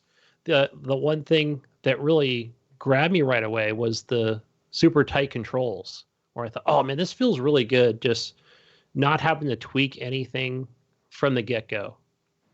You know, the steering is right, using an Xbox One Elite controller, gas and brake are perfect. So I ended up playing that for at least an hour, just trying to different modes, which, story mode, arcade, whatever it might have been. But it's right now it's like $60. So, hey, hopefully Game Pass soon, or, it'll go on sale. I'll definitely make that purchase. And the other thing I noticed too is I really like the AI. It acts a lot differently. Like a Forza Horizon 7's more like, hey, you've got 10 or 12 other cars and they're just there, to be there. It's not so much you're racing against them, but in a sense you are if you are playing that kind of that single player campaign. But if you do bump into one of the AI players, I've noticed it'll be like this rival thing will pop up over their head. And I thought, oh, what's this? This is, not something I'm used to. So, if that other car gets ahead of you or behind you or whatever, it's going to try and catch up and try and knock you off the road. Because now you've angered that other driver. So that's something I haven't seen in a game in a while. So it's kind of cool, like for somebody like me that, I just want to get in, go to the next track, so I probably I wouldn't say I prefer for maybe a regular Forza versus a Horizon, but it's nice to kind of play, both of those. So it's cool to have this rival thing going on. So I'm interested to see what more they offer, than a Forza game. Yeah. So that's Grid. And I really didn't get into the Grid games back on the last console, the last generation of games. But I'm pretty sure they made 2 of them. So Yeah, maybe it's more of a reboot. So, but it looks gorgeous on the new consoles. Does it still show a lot of damage and stuff? Like, I remember when I played the first one, if you'd run into stuff and your car would start to handle kind of bad, or your bumpers and stuff would fall off your car and it'd be on the track the next time you come around. So one of the things that, I did run into, I rear-ended another vehicle, but it didn't disable my vehicle, which I thought, okay, well, maybe there's a setting there. So what was cool was once I got going back on the road again and around the track was the fact that, like, you could see the hood just wobbling, waiting for it. And there it goes. It flies off. And then it flies off. Yeah. Hits another car. They spin out. Yeah. Or their bumper, the other car that you rear-ended is kind of like dragging on one side of the ground, and then it just kind of eventually just falls off. Like you're watching a NASCAR race, in a sense, like it was like that. So I'm curious if that's procedurally generated too, where I saw a couple spin-out wrecks up ahead of me, and that's what happened when I rear-ended that vehicle. But, oh, that's cool. At least they're adding something for the single-player gamer. Unlike maybe a Horizon. Forza is a little different. So, yeah. I definitely want to play more of that, but I haven't been into racing lately. I've been into more of the adventure RPG games, especially in the past 6 months, and shooters like Borderlands 3, which is another game I've been playing. Guys, I feel like I'm never going to finish this game. I was looking at, I was playing again with Jedi Light this past week, and I'm like, okay, I'm level 27. Oh, how many chapters are in this game? And I'm like, I'm at chapter 16. Like, there's like 26 chapters. I'm like, I'm not even fucking halfway finished with this game. I'll never finish it, I feel. Unless I had like 3 other players constantly, and I could really sit down, especially like on a Sunday or Monday, and just play for like 8 hours straight. For 2 weeks straight to actually finish the story. Or just run through it, because I have this thing where maybe it's just me, where I feel like when I run back through an area, and what's different with the Borderlands 2 and the 3 is that cooldown is a lot shorter with Borderlands 3. So the enemies are like all reappear again. I feel like I have to finish them all off, and fight them again.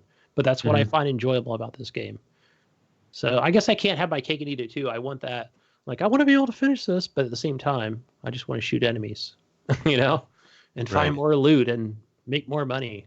So I think I just need to focus and get it done, stop trying to kill everybody. Other than that, let's see. Oh, A Plague Tale of Innocence. Remember I was talking about that coming to Game Pass? Boom, it's there. Yeah, I've seen that come on my phone the other day. It popped up that it was now available on Game Pass. So I guess what's cool is the fact that I had the trial downloaded. So as soon as I fired it up, I popped like 3 achievements. and I continued on from where I was, but I haven't made it too far past from what the trial offers. It's just more running and hiding. So right now I'm just like, I've met this old lady and I'm kind of hiding out in her house, and I've put on different clothes, and, same with my brother who I'm trying to protect. This has like a unique art style too, doesn't it? Like I remember saying somebody like the art style is kind of neat. It is pretty neat. I like the art style in this game. So it's cool. So other than that, not too much to talk about that until I get into it more, and especially in the story, to find out more about my parents. Yeah, but that's pretty much it. That's all I've been playing this week. I did just remember I did have one more thing I did this week. I had a day where my wife was gone, and I had a friend from work come over. He's a big Star Wars fan, and so he wanted to come over and check out my VR.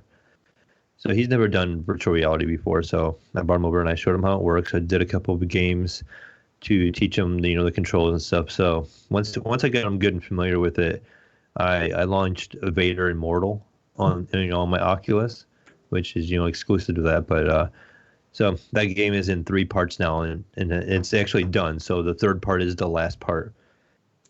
So I own the first 2. And so they're not long games at all. The first one's probably maybe a total of 45 minutes. And it's more of an experience than anything. Like, you can't really die in the game even. You can take so much damage. Like when it's telling you to do like your lightsaber training and stuff like that, you're fighting this robot, and you can just take as many shots as you want until you eventually just kill it. So they make it pretty simple in that aspect, but it's just the overall experience is really cool. So I picked up the second one because I knew he was coming over. And then the second one, and it continues the story more, and it gives you like a little filler of what happened in the first one. And in that one, it gives you like the force powers. The first one, you had the power of you had like a lightsaber and you're deflecting blasters and stuff like that in VR. But in this one, you get to have the power of the force. So if you just point at something, you can like pick up rocks. And so you had to do a lot of that mechanic in that game. The second one was $9.99, just like the same price as the first one, and it was only a half hour long. So, I'm like, okay, it's still a really cool experience. I don't know if it's worth the $10, but again, it's a pretty cool experience. It is high quality graphics and really immersive, like the way they have you do things. So like, you had to break open this panel, so you break open this panel, and then you have to pull the panel out of the wall, and you got to rip the cords out, and you got to pull this chip out, and you got to put it in somewhere else. I mean, it tells you pretty much what you got to do, but it just multiple steps to something real simple you could have normally just done by hitting a button or something like that. So he finished that one up, and I'll just go ahead and purchase the third one. I knew it was the last one of the installment. He was enjoying it, and so I installed that one real quick and let him play through the third one, and I could see on the screen while he's playing through VR what's going on and stuff. And that one is probably about 45 minutes long also. And at the end, you get to do a little fight with Darth Vader at the end and stuff, and it looked like a neat little battle. But he played all 3 of them in VR in pretty much one session in the day he was over at the house. I think he played it for like 5 hours straight total. And he was just loving it. So he came back to work the next day, and he was telling a bunch of my coworkers about it, and so I had multiple people asking me about VR and how it was. And so I still feel like there's an interest for VR out there. Yeah, I think a lot of people that don't have it yet, and some people are saying it's dying down. And right. I still think there's a lot of people that have an interest, and I think it's just waiting for it to become more affordable for people, because that cost of entry is kind of high yet. Are you using your VR a lot yet? So Gunny? I haven't. Matter of fact, I was talking to Jonathan Hall about it. I'm like, I feel like, after I come home and after a physical job of, I sit in this chair that I'm sitting in right now, and it's boom, turn on the PC, turn on the Xbox, and just slump and have a controller and a keyboard, and not at the same time, of course, but yeah, and just do my thing, where I feel like with VR, it's like, oh, I've got to go in the living room and, break the chair out and get the controllers and the headset. It's almost like it's I just keep bypassing the play. Yeah, and it is a plan of mine. Like I think, okay, when I come home, I'm gonna grab that. I'm gonna play that Star Wars I mean, there's so many games that Jonathan keeps saying, you got to try this one, download this one, and one game I didn't mention the last time when I did mention the PSVR is we played the Star Trek, the Bridge Crew. Well, I did mention that on the show, but I feel like I want to play more of that as well, especially with people, and each person has their role. And I just think it would just be an awesome experience. Me, myself being a Trekker, I have a big card collection, DVD collection, and things like that. So yeah, I just need to motivate myself to get in there and play these other games. But yeah, I've played little bits of like Tetris Effect, more Beat Saber. So my kid, he's been more into Super Hot, things like that. So, and I'm sure he knows, like, he can just log in if he wants to play, but he's just been more on that PC. So I just got to break it out, get the headset going. So yeah, I definitely feel like it's a thing you have to be in the mood for. I've had days where I don't want to play it, and I've had days where I really wanted to play it. So, like I said, like any game, but I think this one, like you said, you got to get things out, and sometimes you have to be standing, moving around on a day you're tired, and so you just don't feel like being that interactive with it. You just feel like just sitting in the chair and not doing as much. And I find myself that way, like, sometimes. Like, I picked up a couple of new ones. I picked up Robo Recall the other day also, and I haven't had a time to even launch that one yet, but that's another one I'm actually pretty excited to play. I might have been streamed that one this week. Yeah, cool. Think that's all we've been playing, Jesus. Oh, hey guys. Oh, I'm back. Hi. I woke up. Oh. He was over at the neighbor's party over there, Carne asada. Yeah. How was it? Oh, modify. Yeah, partner. I've been playing Red Dead this week too, guys. Play a little bit of Red Dead, the story. And like having, I've been playing like Frostpunk and Apex and all these other like games. Yesterday I went back to Red Dead, it was like midnight. So I want to play some Red Dead. And I played that mission that you played for Leopold Strauss, the one where you go collect some money or whatever from like from a bunch of different people, like 3 different people you collect money from. But yeah, but when I spawned the game, I spawned in Valentine, right? And I got on I just walking up to my horse and looking at the level of detail in that fucking game in that little town right there. I was like, nothing compares to this. Like, no other game that I've played recently has this much level of detail and everything in it. Like, the saddle of the horse, the hair of the horse, the ground, the grass, the trees, the town, the characters walking around the town. And like, I was walking to the town with my horse. Excuse me. And I was looking at some dude, and I was like, I pressed the antagonize button, and Arthur's like, "You look like trash." And the dude's like, "What you say to me, partner?" And then he's like, I pressed antagonize again, and then Arthur's like, "You heard me. You heard me the first time." and then he's like, "Well, you motherfucker, you keep it up and I'll fuck you up." And Arthur's like, "Well, come at me then." And then the dude was chasing me, and I'm on my horse, and I just take off running. And he's like, "That's what I thought. You show your true colors." And then I went back towards him, and I'm like, "You fucking sorry piece of trash." And then he's like, "You motherfucker." Then he was chasing me fucking forever, dude, for fucking ever. And then he started shooting at me. He pulled out a gun and started shooting at me. So like, I go towards the sheriff's office, right? Because I'm like, I know if I shoot him back, I'm gonna be wanted for murder. So I was like, I wanted to see what the cops do if I walk towards the sheriff's office, and this is shooting at me. And what happens is the dude takes off running away, and all the towns and the store, the towns, they all shut down. And it's like, hey, the stores are shut down because of your actions recently. I'm like, what the fuck did I do wrong? I'm the one getting shot at. Yeah, you are a troublemaker. I guess. Yeah, you're there causing trouble. You're a bandit. You instigated it. I guess. Whatever. And then I was going back towards my camp, and that's where, like, what's those assholes, the O'Driscolls? You know how, like, every so often they'll, like, try to set up a trap and get you? They were, like, rolled out a fucking wagon. There he is! And I'm like, this game is so fucking awesome, dude. I was just having a blast with that. I don't know what it was, dude.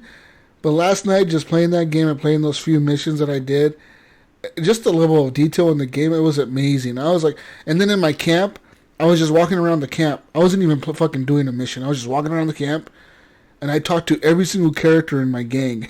And they all have something different, completely different to say. Like, hey, how's it going, Arthur? Like, hey, what do you think about this? And like, you have a full-on conversation about some random-ass thing. And then you can just have that conversation if you want to or whatever, you know what I mean? And then I found the Reverend's Bible. And inside the Bible is like a alcohol syringe kit.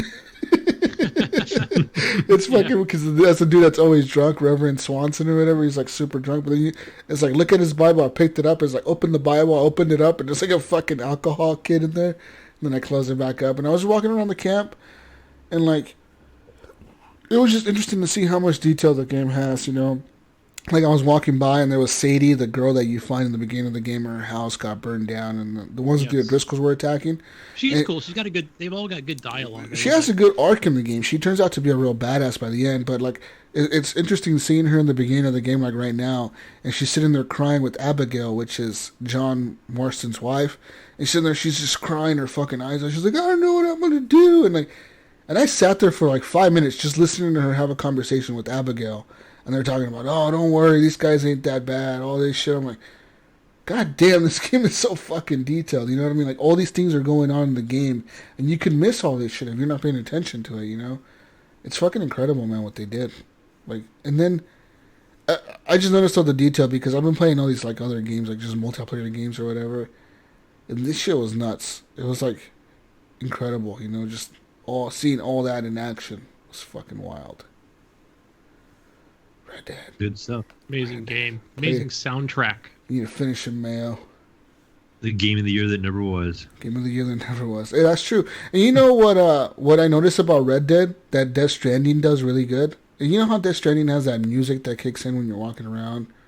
It kicks in at the right time. Mm-hmm. I didn't notice it, but Red Dead had the same thing. Red Dead, when you're riding towards an objective that's far away, you don't really realize it, but all of a sudden the music will kick in. And then it'll just start playing this song, but it's like Wild West country music or whatever. But it's like you can hear like the fucking the violin and the guitars and the piano just starts playing and kicking in, and you're like, oh, what the fuck? And I was like, it's crazy how I never noticed that before. After I played Death Stranding, because in Death Stranding that's such like a pivotal thing that happens. And they have the same thing in Red Dead, but in Red Dead it's just the difference is the music has no lyrics, so there's nobody talking, so you don't notice it as much. Whereas in Death Stranding, there's somebody actually singing like lyrics or whatever, you know? That's why you notice it more. But it's interesting, man. Fucking interesting. I love that game. I love that game, Gunny. I haven't played it since 2018, I feel. I think I haven't played it in a year. I love that game. I want to finish it again, Gunny. I think eventually I'll finish it again. How far are you into the story the second time? I guess I'm in that first camp still. I'm still doing the first things, like doing the first... collecting the debts for Leopold Strauss and doing like a few things with the different characters or whatever. So I'm just doing like small missions right now. Like at the beginning of the game still for sure. Yeah, I'm still at the second camp. Like 15% into the game. Like I looked at my percentage that I had done last night and it was like, you're 15% down. I'm like, yeah, no, not even near the fucking end. Chasing white horses. I got the white horse. That horse is nice. Horse is real nice. Real nice. Anyways. It's news time. It's news time! Gunny? I put the news. Whoa. I've That's a short news. Alright, anyways, moving on with news here. Gunny, being muted in a game does not violate your civil rights, Gunny. I thought it did. That's what a U.S. federal court declared. Sometime during March and April 2019, Admiral Elanzari found himself muted in an online game run by Jagex, specifically. According to Penn Live, the MMO RuneScape, also, apparently he was muted in RuneScape. Says here, his appeal of the muting was denied, and so he took the next natural, perfectly reasonable step and filed a lawsuit.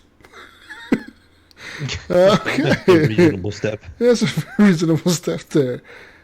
So he pretty much said that this restraints is audible as he educates the plaintiff on the basics of constitutional law, blah, blah, blah. So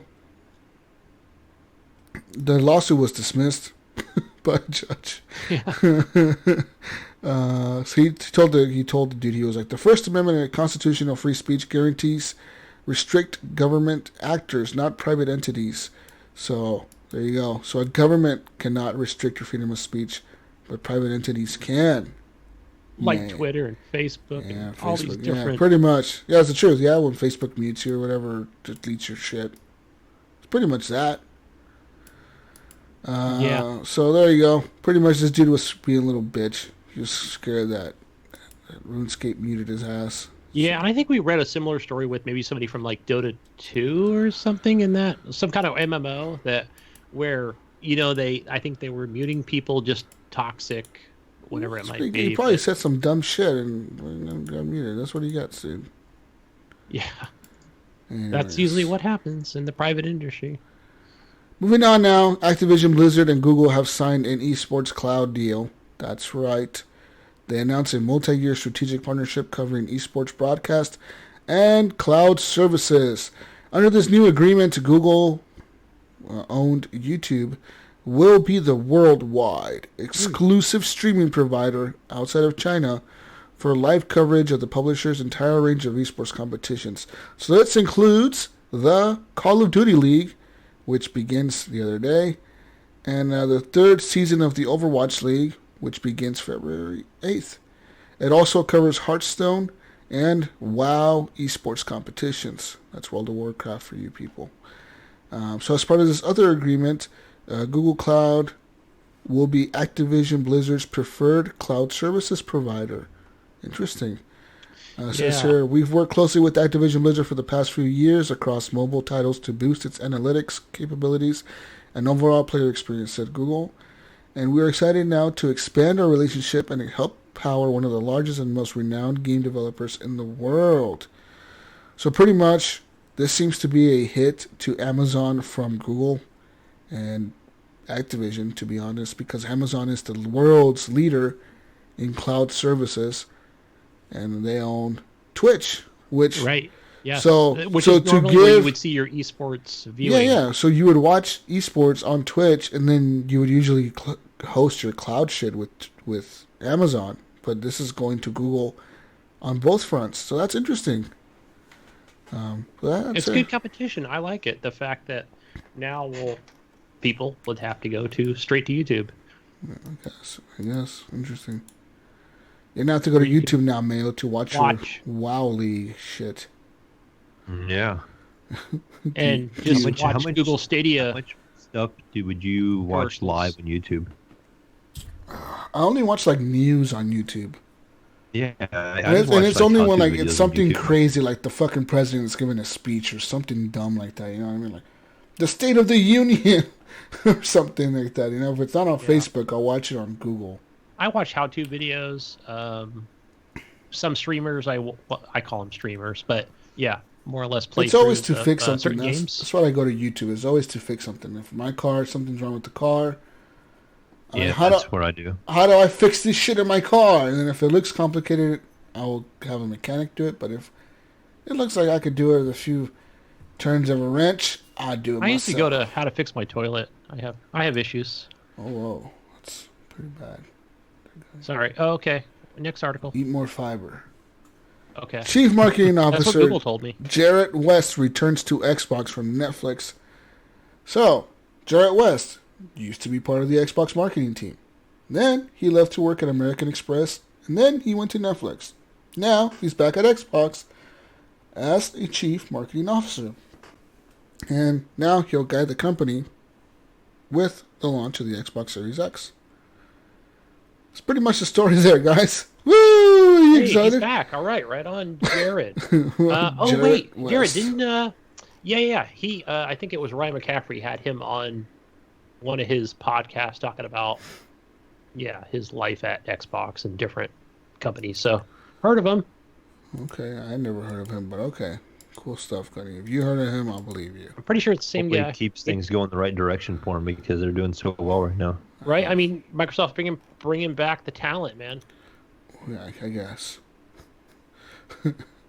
Now, Apex Legends Season 4 is called Assimilation, and here's what we need to know, Gunny.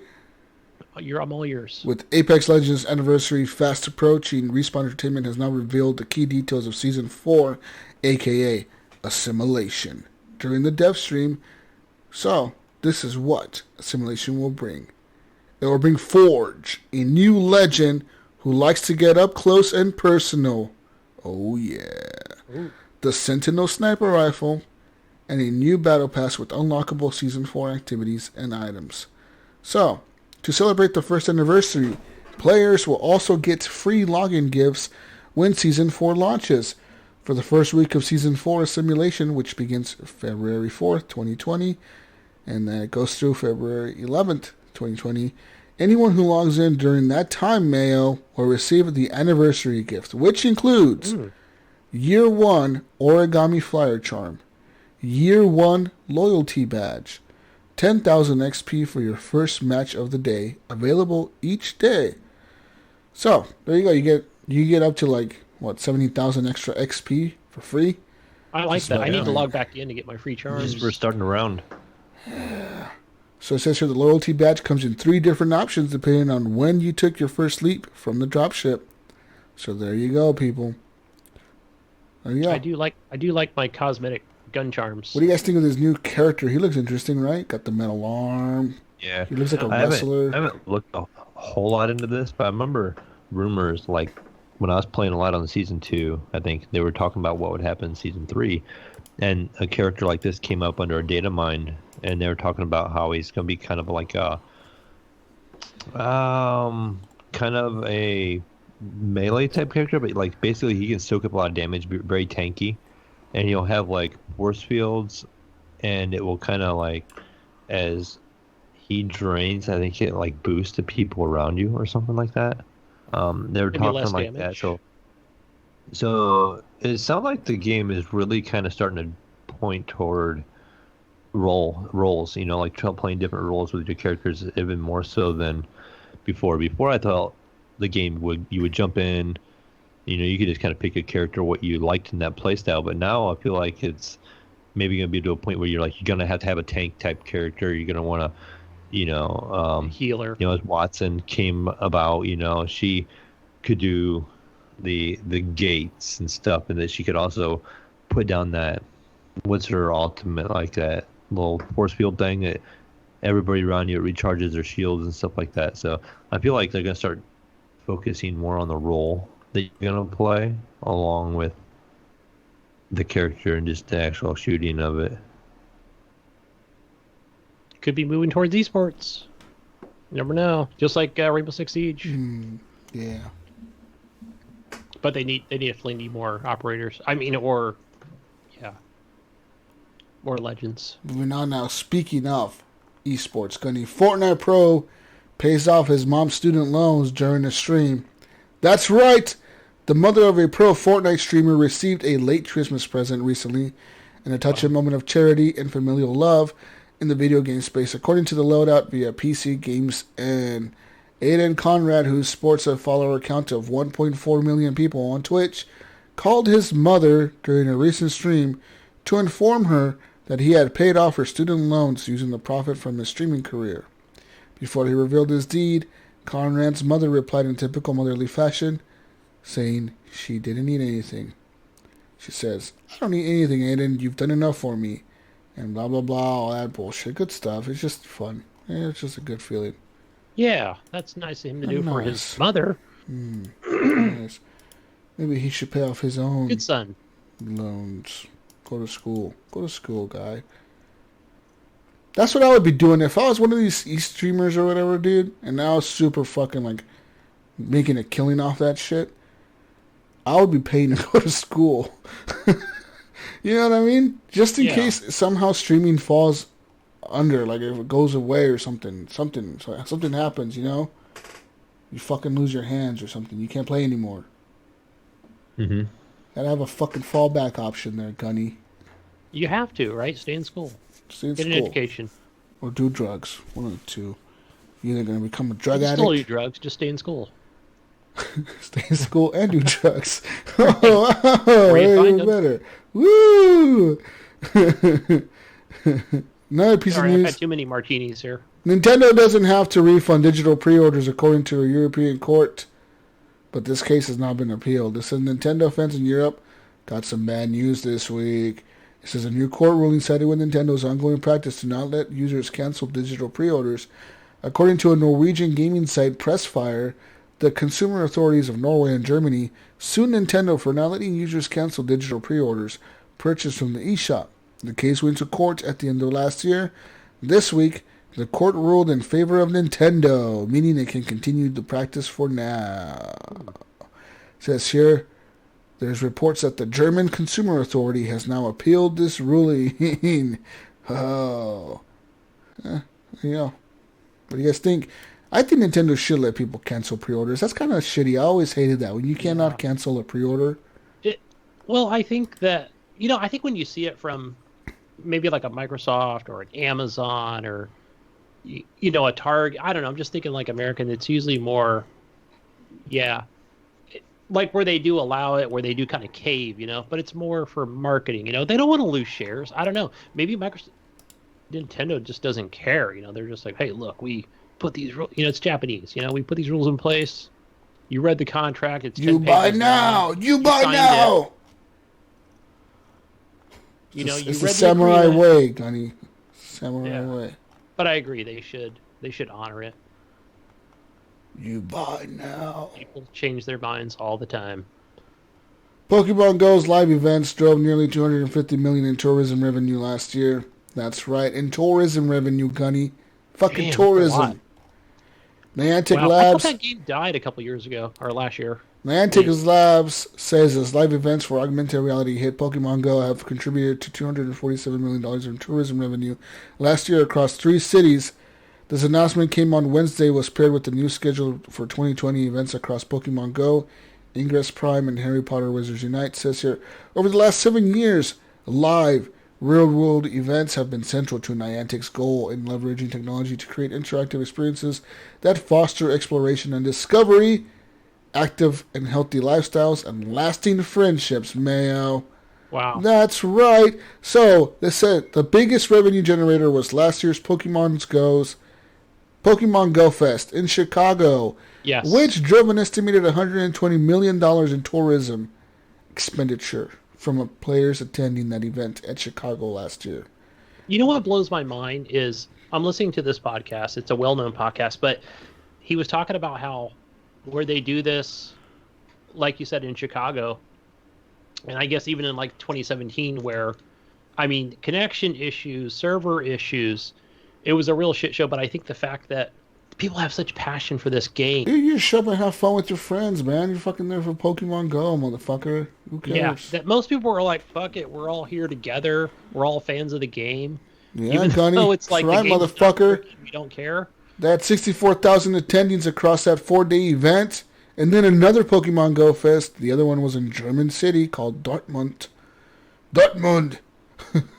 There was 86,000 attendees that went there, generating a total of $60 million in tourism revenue for that city. Damn, those are true as fanatics. As well as St. Louis and Philadelphia. There's a Harry Potter Wizards Unite event. Also in Liverpool, England. So St. Louis, Philadelphia, and Liverpool, England. Go and hang out for the Harry Potter Wizards Unite events. That's right. Damn. When are we going to get the Minecraft? And Ingress will have another event later on this year as well. That's right. That's right. Fuck you, Gunny. Fuck you, Gunny. I need to go to one of these in San Jose or San Francisco. Show up with your stupid shit. Cover it. See what all the hubbub is about. What are we doing now? What's going on here in this piece of news? The internet has now decided that Doom Guy and Animal Crossing's Isabelle are best friends now. No. That's what the internet has decided. I never knew they were enemies. Yes. That's what, I don't know. They're just best friends. It was really weird to see a guy from fucking Doom hanging out with the little dog girl from Animal Crossing. But I guess they're best friends, guys. They're best friends. I just know that it says that the appeal of the crossover is obvious. Doom Guy fishing or relaxing on the beach. Isabelle holding a shotgun the size of her body. It's funny. Why shouldn't Doom Guy be cute? And who's to say Isabella wouldn't take up arms to protect her town? It's clearly meant to be. And I can see them podcasting together. Ooh, Apparently, there's a people podcast Can I about say it. an article them doing a podcast or a little video? This is some shit the internet would come up with. God damn internet. Oh, you fucking people. Whatever. Moving on to more piece of news here. Let's go and move on now to Tencent. Tencent is now trying to grow its gaming empire with an acquisition of Conan publisher Funcom in Norway. They plan to purchase this developer for $148 million. They already own 27% of the company in stocks. They want to buy out the rest. Oh, fuck it, we want to just buy you guys out. We're gonna own you, motherfuckers. You know how they own like certain percentage of different companies. It's their strategy. So, let me ask you guys this: like, what's it going to take for them to just come up to Epic and go, "We want it all, right? We'll just buy you out tomorrow." They wouldn't do it. You cannot buy them. It's not their MO. I get it, but Yeah, I think Epic makes so much money though, and they You just couldn't probably buy don't. them. You couldn't buy them. You would have to offer them like $30 billion or something. yeah, it's probably couldn't- something they looked at. Like You couldn't they just should've buy bought Epic. before They make too Fortnite. much. They make too much money, dude. They make $1 billion every fucking year off of one game. Yeah, but It's look at probably like trying to Microsoft. They buy- bought Minecraft at $1 billion or whatever it was, or But Minecraft wasn't doing $1 billion when they bought it. When Microsoft bought Minecraft from Notch, it was a big game, but it wasn't like the game it is now, as big as it is now. It was big though, but not as Yeah. big. It was like Fortnite almost, where it was just making a lot of money, but it wasn't. Yeah. It wasn't as big as it is right now, where it's the biggest game in the world. You know? true. I'd say it'd be like trying to buy Star Wars from Disney. You know, like they're not gonna get rid of it. Yeah, Right. you're not gonna It's get rid their of. baby. You couldn't get rid of fucking. Yeah, you can't get rid of like those big games, and I don't think Epic was want to sell out. They wouldn't sell out to Tencent. Why? They have no reason to. They make a ton of money already. For Christ's sakes, the motherfucker bought a forest. Yeah, right. Yeah, I was just he- thinking he like bought they'd his buy own half fucking the US or forest. something with that money. Yeah. Buy every forest. Moving on to some more piece of news here.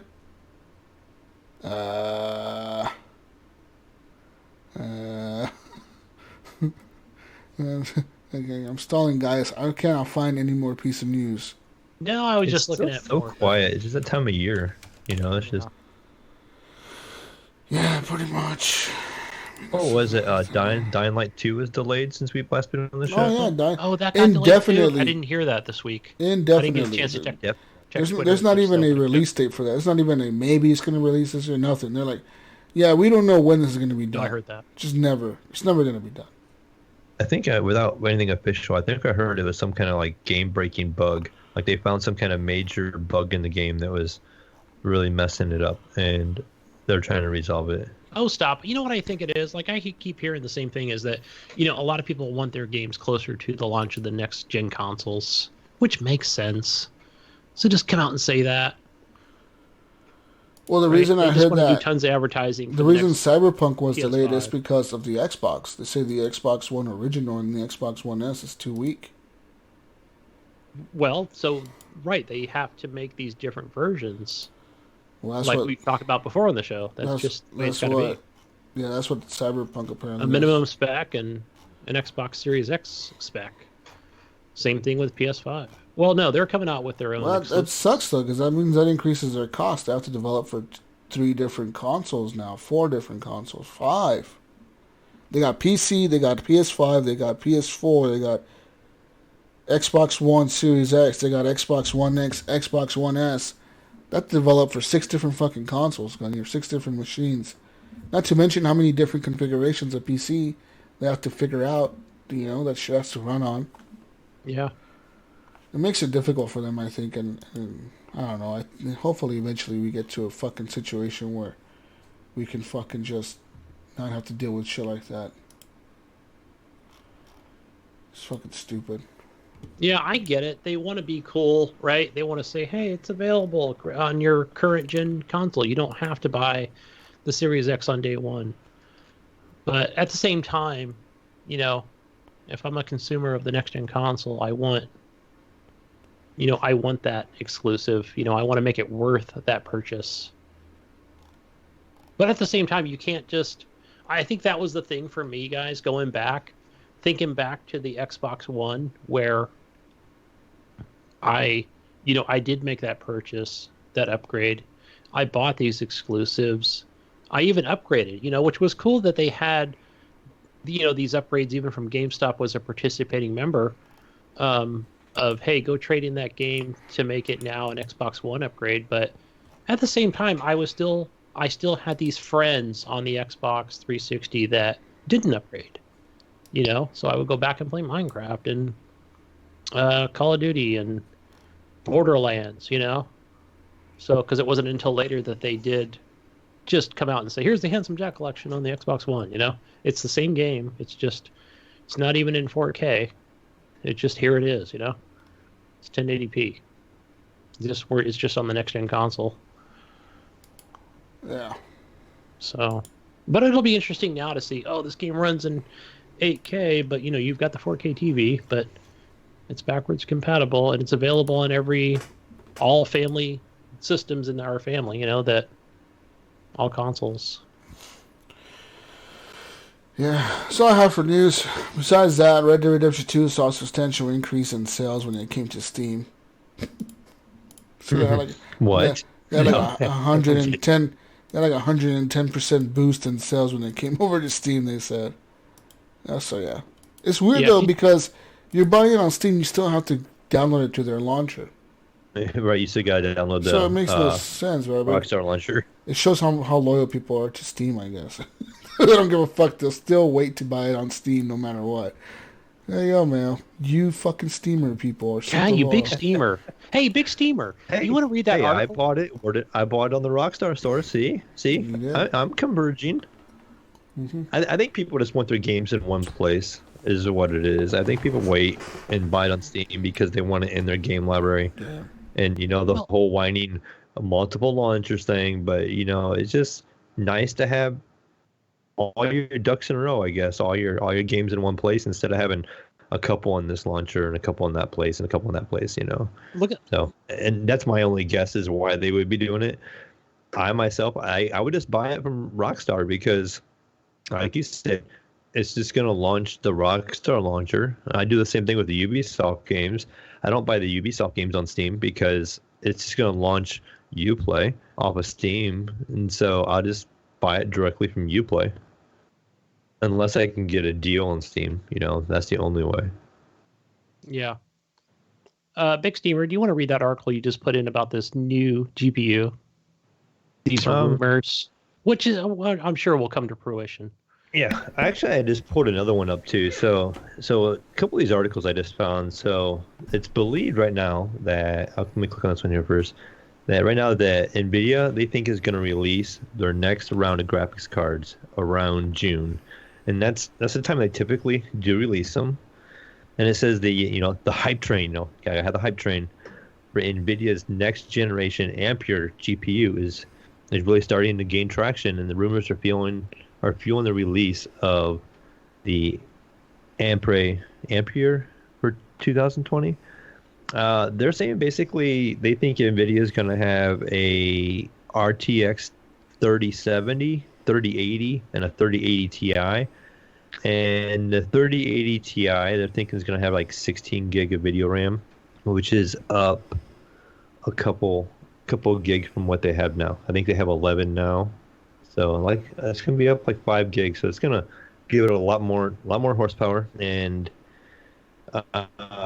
just higher frame rates. So I think this summer we're going to see these new GPUs coming out from NVIDIA to battle what AMD is doing, because AMD has also got a new graphics card coming out that's supposed to beat the 2080 Ti.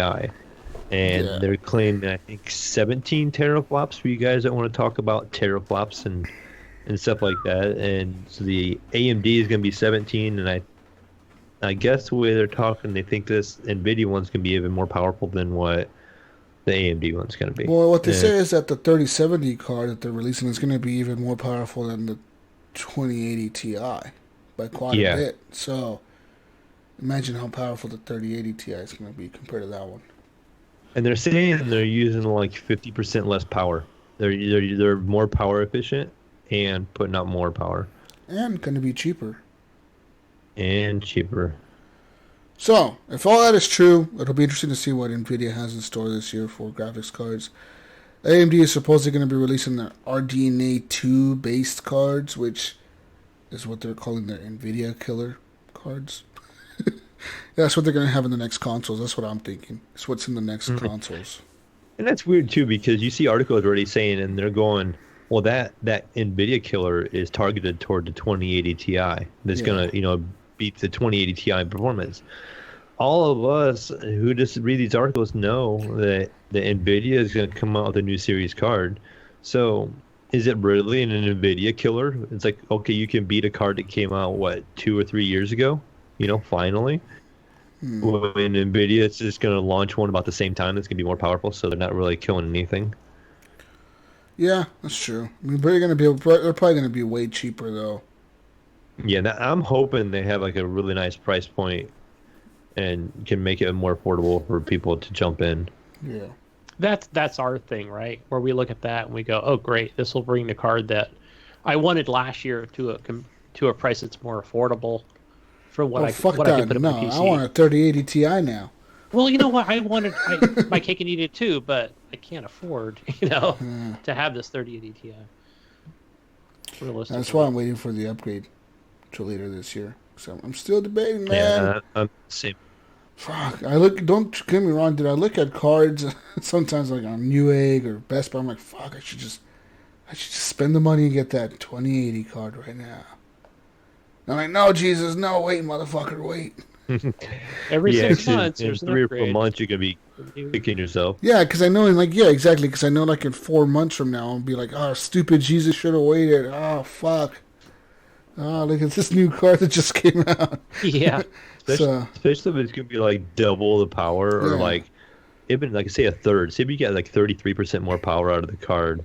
That's quite a jump. Well, I think it's going to do like ray tracing and all that shit way better than the current cards do, because the current cards do all that, but they take a big hit in the FPS, So when I think we'll see like 100 FPS range with ray tracing on. Yeah. At 1440 or even 4K even is I bet what the goal is going to be, or 144 at 1440 with ray tracing, and then probably like I said like 100 and 4K.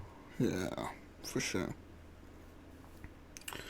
Anyways, that's all we have for news, people. Let's move on now and talk about the question of the week. Let's do the console corner first. We haven't done that in a while because I need to talk about these consoles. This PlayStation 4, this Xbox One. So, folks, welcome to the console corner. And for the January games of PlayStation Plus, we still have the Nathan Drake collection and Goat Simulator that you can go and download now. Have you downloaded those, Gunny? Yes, I have. That was the first thing I did. Before I went and played VR, went and claimed these games. Even though never played Goat Simulator because I've probably gotten it free on other places. It's a horrible game. It's not unless you're 12. Yeah, unless you're like a fucking little kid, you're not gonna like it, dude. Yeah, it's so fun. Just walking around like a goat. These dumb, terrible graphics. You're not gonna like it. But anyway, if somebody loves it, go purchase it for free. You may want to play it. Never. Moving on to the Xbox One games for gold. You still have the Batman, the Telltale series, and your backwards compatible game for the Xbox 360 is the Lego Star Wars 2, the original trilogy. It's Star Wars, man. You have to go get it. I've played probably all those Star Wars games on 360 leading up to the Xbox One before I grew up and never played them now. But I have a passion for that Batman 2. It's such a great game. Lego Batman 2, that is. And hey, I've added another column, guys. I felt it was important enough, and that would be for the Xbox Game Pass. And I wanted to just kind of highlight a couple games here, and that would be a game I've already talked about, A Plague Tale of Innocence or Innocence. It's a great game. It's I can't wait to get into more of that. And another, I think it's an RPG. It's called Indivisible. So I think it's a side-scrolling real-time action game. So interested to see that. It's on the download. So maybe talk more about that next week. Over on the Evil Epic Store, guys, our free game this month, or this week, I'm sorry, and is the Bridge. Not sure what the Bridge is about, but I did purchase the bridge, bro. Fucking Bridge. Go get the Bridge on the Evil Epic Store, guys. Claim it for free.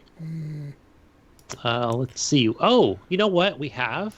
This is a column I have in here, guys, for Steam free games. But it's not something I ever speak about because they don't believe in free games. But no, this week, as a matter of fact, this month, I believe every game in the Half-Life series is free. Is it free to play, Mayo? Do you know?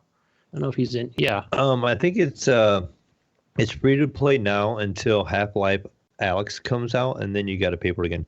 So what Steam used to do is typically they would do free to play weekends, and then you could play the game all weekend, and then they would put it on sale at that time too.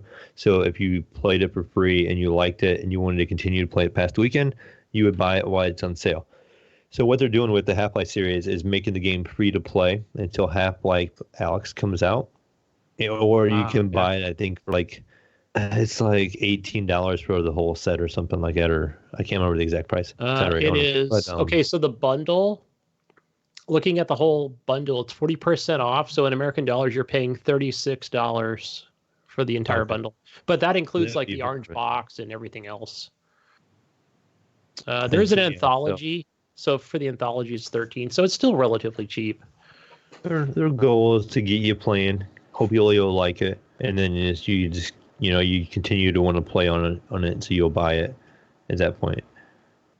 Yeah, and there are certain aspects of the game, for example, Half-Life 2.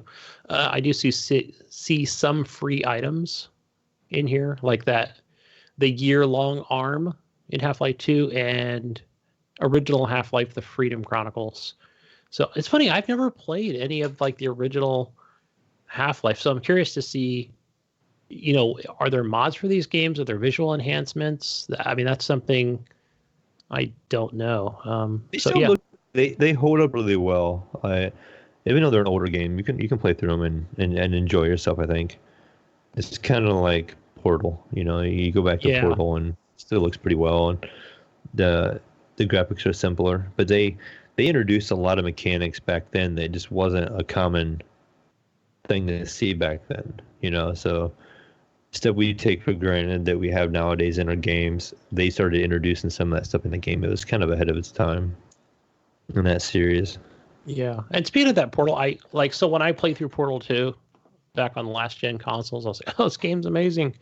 I actually did download that. I think maybe it could have been the beginning of Games for Gold where we got Portal 1 for free. And so I was like, oh, I need to play the original. And I mean, it was okay. Graphically, it was not the greatest compared to 2, but it was still overall a decent game. So, and a little bit of the orange box that I played. So yeah, that's why I first started playing the Half-Life series, is out of the orange box for myself. Yeah. Yeah, so I think, let's see, anything else since Jesus stepped out for a moment? No, I think that is it for our Console Corner stuff, the Epic Store, and the free games on Steam. Let's see, anything else? Finally! Yay! Hey, we're done over here, Jesus, with that. I think we're now ready to move on to wow. community questions. Wow. What is our community question Welcome back, of people. the week? So the community question of the week was that Cyberpunk 2077 has been delayed till September. What is your most anticipated game for the beginning of the year? And we have some answers. Oh, never mind. Cyberpunk's been delayed. Can't do that. So, on Facebook, our friend Stuart McWilliam answered, what actual games are coming out soon? Alicia said, Doom and Animal Crossing on March 20th. Woo! You guys excited? Yeah. Sleeves in Animal Crossing 2. The new Doom trailer that just came out last week. Looks cool, I guess. It's fucking Doom. I mean, whatever. Yeah. Smooth shooting. I don't really give a fuck about those games. People lose their minds over those games. I'm like, it's kind of boring, to be honest. To me, it is. You know, because people can say the same thing about me playing Call of Duty all the time, but at least I'm playing multiplayer where I'm ranking up and getting new shit. What do you get in Doom? You get upgrades. I guess you get better guns and shit, don't you? You get upgrades? I can't remember. That's a good question. What do you get in Doom, guys? What do you get in Doom when you play? What did you get in Doom 2016? What did you get when you beat the level? I didn't play it. Play a little bit of it. Just the satisfaction of killing everybody in the room. I guess. That's all I remember. Yeah. I know there was like upgrades and shit. Wasn't there like upgrades you can get in the game? Stuff like that. I don't remember, man. I don't either. All I know is that it doesn't interest me. And this one, quite frankly, I'm kind of done with Bethesda. Fuck them. I don't give a fuck about their games.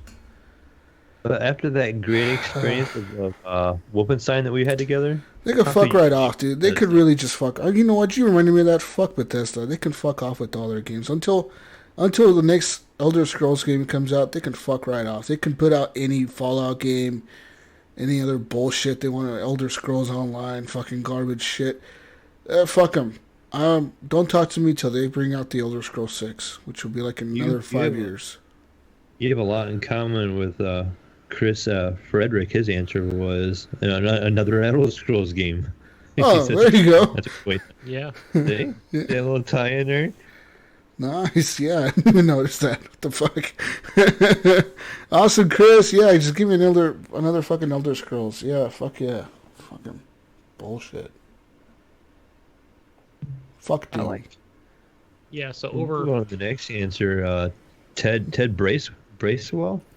Yeah. He mentioned Doom also, but he mentioned Ori, and I am excited for the next Ori game, minus the flood stage. Have you guys beat Ori? Nope. In the Blind No, Forest? I haven't beat it. I don't get the hype of that game either. It's some bullshit ass side scroller, fucking garbage trash game. Yeah.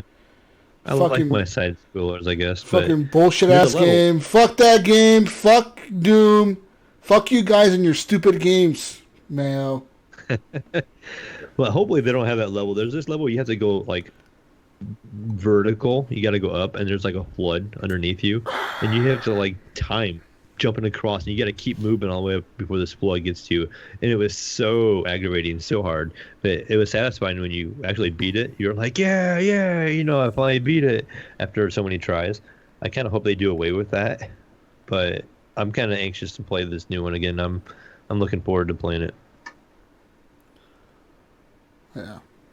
Such a good game. Yeah. Commandalorian says Assassin's Creed Vikings. The fuck? Is that even a game? I don't know. Did we see this at E3? I don't remember seeing no Assassin's Creed Vikings. What the fuck is he talking about? I'd have to Google it.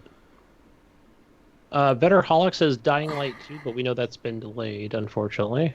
They haven't even announced the next Assassin's Creed game. What is he talking about? Oh, he's talking about the leaked images, because there's leaked images for Ragnarok, which is apparently the next Assassin's Creed game, but it's Viking based. But they haven't announced anything officially, so you don't even know that this will even come out before Cyberpunk. Right? There's let's see here. There's also Jason Peeler on Facebook. He mentioned the Nazi Zombies, which is the Zombie Army 4, the Dead War. That looks cool. I would get that if I was February on console. 4th, that's coming out. Yeah. But I know the PC people won't be buying that shit. They won't ever buy shit. Yeah, I'll be buying that on Xbox, playing that with Wingman. And a few others. Only if crossplay was possible, huh? Oh yeah. Oh, only if crossplay was a thing. Right, because that won't be on Game Pass. Not yet. Fucking I mean, it won't be. I doubt it would come to PC, where Rebellion would most definitely put that on Steam. Eric Or it could be an Epic Eric Lazy, aka Pipe Dream. He said The Last of Us, which I guess, yeah, if it's coming out early in the year, I guess it counts. So, yeah. Jedi of Light says Resident Evil 3. Do we know the date? Yeah, from March something. That would count. That's a good one. Yeah, March 20th, isn't it? I just typed in Resident Evil 3 release date, and it was like September 22nd, 99. Remake, I guess I should say. Nipron is for that Final Fantasy VII remake. That's another remake that'll bring you back.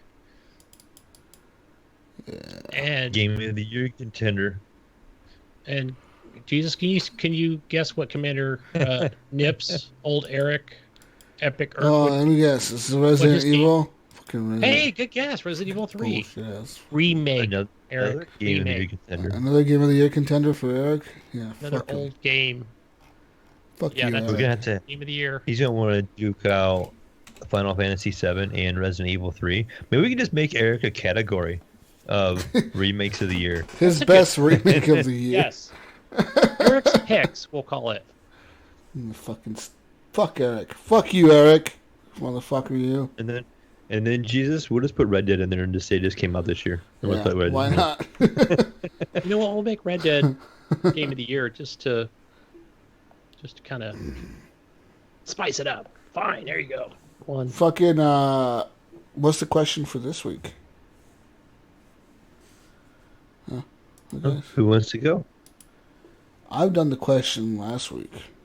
I got one. It's kind of a simple one. Okay. I'm just kind of curious though, since the new consoles are coming out, next year, and we've seen a little bit of a glimpse of what some of the features going to be in gaming and stuff. What would be a game one or day one buy for your new console? The very first game that you buy for your new Xbox or PlayStation 5. Wait, what will be the first game you buy? Yes. Well, how do we know that if we don't know the launch lineup? We're kind of hearing some of it now. This is a stupid question. This is a question you should ask in the week of June after E3, Mayo. What are you doing? I think we see some stuff coming out. We have not seen shit. We haven't seen shit. I bet you PlayStation. June, right? Yeah, I bet you PlayStation has some crazy shit lined up. Ghost of Tsushima coming to PlayStation 5. November 15th. Spider-Man 3 coming to PlayStation 5. And then what else? Fucking Ghost of Tsushima. What the fuck did I just say besides Ghost of Tsushima? The other game that I just said. And then what else? Some other shit will be coming. Killzone. Oh, a new Killzone. There you go. Killzone 3. Whatever the fuck we call it. Horizon Zero Dawn 2. Horizon Zero Dawn 2. I did hear whatever Horizon Zero Dawn coming to PC. Yeah, apparently they've been doing that. All right, this is rumors, guys. This has got rumor mill going here. You know what I'm saying? Rumor mill has it that the PlayStation is going to be announced on February 5th, which is very close, 10 days from now. So I highly doubt that that's true. But maybe sometime in February, like they did last time when PS4. And apparently, when PlayStation announces the PS5, they're going to talk about specs, games, and shit. And then they're going to say that, a lot of their big games, like Horizon Zero Dawn is coming to PC, God of War is coming to PC, and all that shit. And that Horizon Zero Dawn will be coming to PC this year. Which is pretty big. But I don't know. What do you guys think? I don't know if that's true or not. I hope it is. I kind of like to play it. I watched a guy stream it the other night, and it looked pretty fun. It's not a game I can't wait for. I'll play it when it comes out. Kind of like Detroit Becomes Human. I'm enjoying that game, but I wasn't continually just wait for it because Horizon was okay. I mean, it was cool, but I never finished it. I lost my wager there somewhere, not in the end of the game or somewhere in the middle. I just didn't care enough, fuck this. And I even bought the one that had the Ultimate Edition, has that expansion thing with the ice, and I never even launched that, so I don't know what the hell that's all about. But yeah, fuck all that. Jesus, are you telling me you bought some DLC and you haven't played it yet? Oh yeah. What DLC was that? On the Ultimate Experience PlayStation 4. I'm remember a while back you were saying how you buy the ultimate versions and then you never play the DLC. Yeah. That's me. That's me. Buying all the ultimate versions because I'm fucking dumb. I fall for the hype. I don't know why I do that. That's dumb. Anyways, question of the week was whatever Mayo said. Or maybe we can just rephrase it as, what game would you buy day one if it was available? How about that? If it was available. Oh, okay. Yeah, Oh. we'll throw that if in there since we don't know exactly what's coming out yet. Let's say, what is your day one buy if it's available on the new consoles? All right, you heard that, people. What is your day one buy? If it's, we're gonna have to post it in the Facebook, Mayo, and the Discord because I don't know it. And that's it. Pretty much, you can find me on Xbox Live, Gamertag, Jesus Walks Out, on PlayStation, Jesus Walks Out, on everything, Jesus Walks a Lot. Jesus Walks a Lot is spelled just the way it sounds. Jesus Walks a Lot, capital JWA, no spaces, all together now, Gunny, all together now. Awesome, man. You can find me on most things, Gunny Chief. One word on your on Xbox, on Steam, on the Uplay Store, on the Evil Epic Store, on Twitter, Gunny Chief. But over on the PlayStation, I am HGP space Gunny. So dumb. I don't know. You know what? Maybe the community should just come up with a new name and I'll change it. Gunny Chief, maybe. How about that one, huh? How about that one? I tried it. I got locked out. I think I was telling Jonathan that I got locked out of that account because it's under an old email, so I can't unlock it from my PS3 days. So I'll have. But you know what? Blame Jonathan Hall from over at that. Those guys. It's his fault. Jonathan, anyway, guys, he just wanted you to have a stupid name. I think that's what it was. He was like, you know what? I want to make him get a dumb name. So I'll make him do that. Tell him it's good. We'll do that. Mayo, where do we find you? You're going to find me pretty much everywhere as the Mayo one. And you're going to find me on Discord as the Mayo. The Mayo. The Mayo. That's episode. Guys. In the bag, Jesus. Where do we? Guys. Did you say? Hold on, guys. I went to Walmart yesterday. And I was buying stuff. And I had to pay for bags. Oh, yeah. You told me there's new laws in effect. Fucking 5 but at least you can cents. smoke all the dope you want. 5 cents a bag, dude. And then the guy was like, well, they're reusable bags. You know what I'm saying? I'm like, oh, really now? And apparently, Walmart sold me 5 cent reusable bags. They're only that's cheap, though, because normally they would be like $3 at Target or. But no, they look just like the old school plastic grocery bags, but they're just thicker. Oh, okay, yeah, kind of like maybe a department store bag. There's more durable. Yeah, it looks very interesting. I was like, oh, okay, well, I guess I gotta buy my. I completely forgot about that new bag thing until like the dude was just handing me all my stuff back, like my milk, my cereal.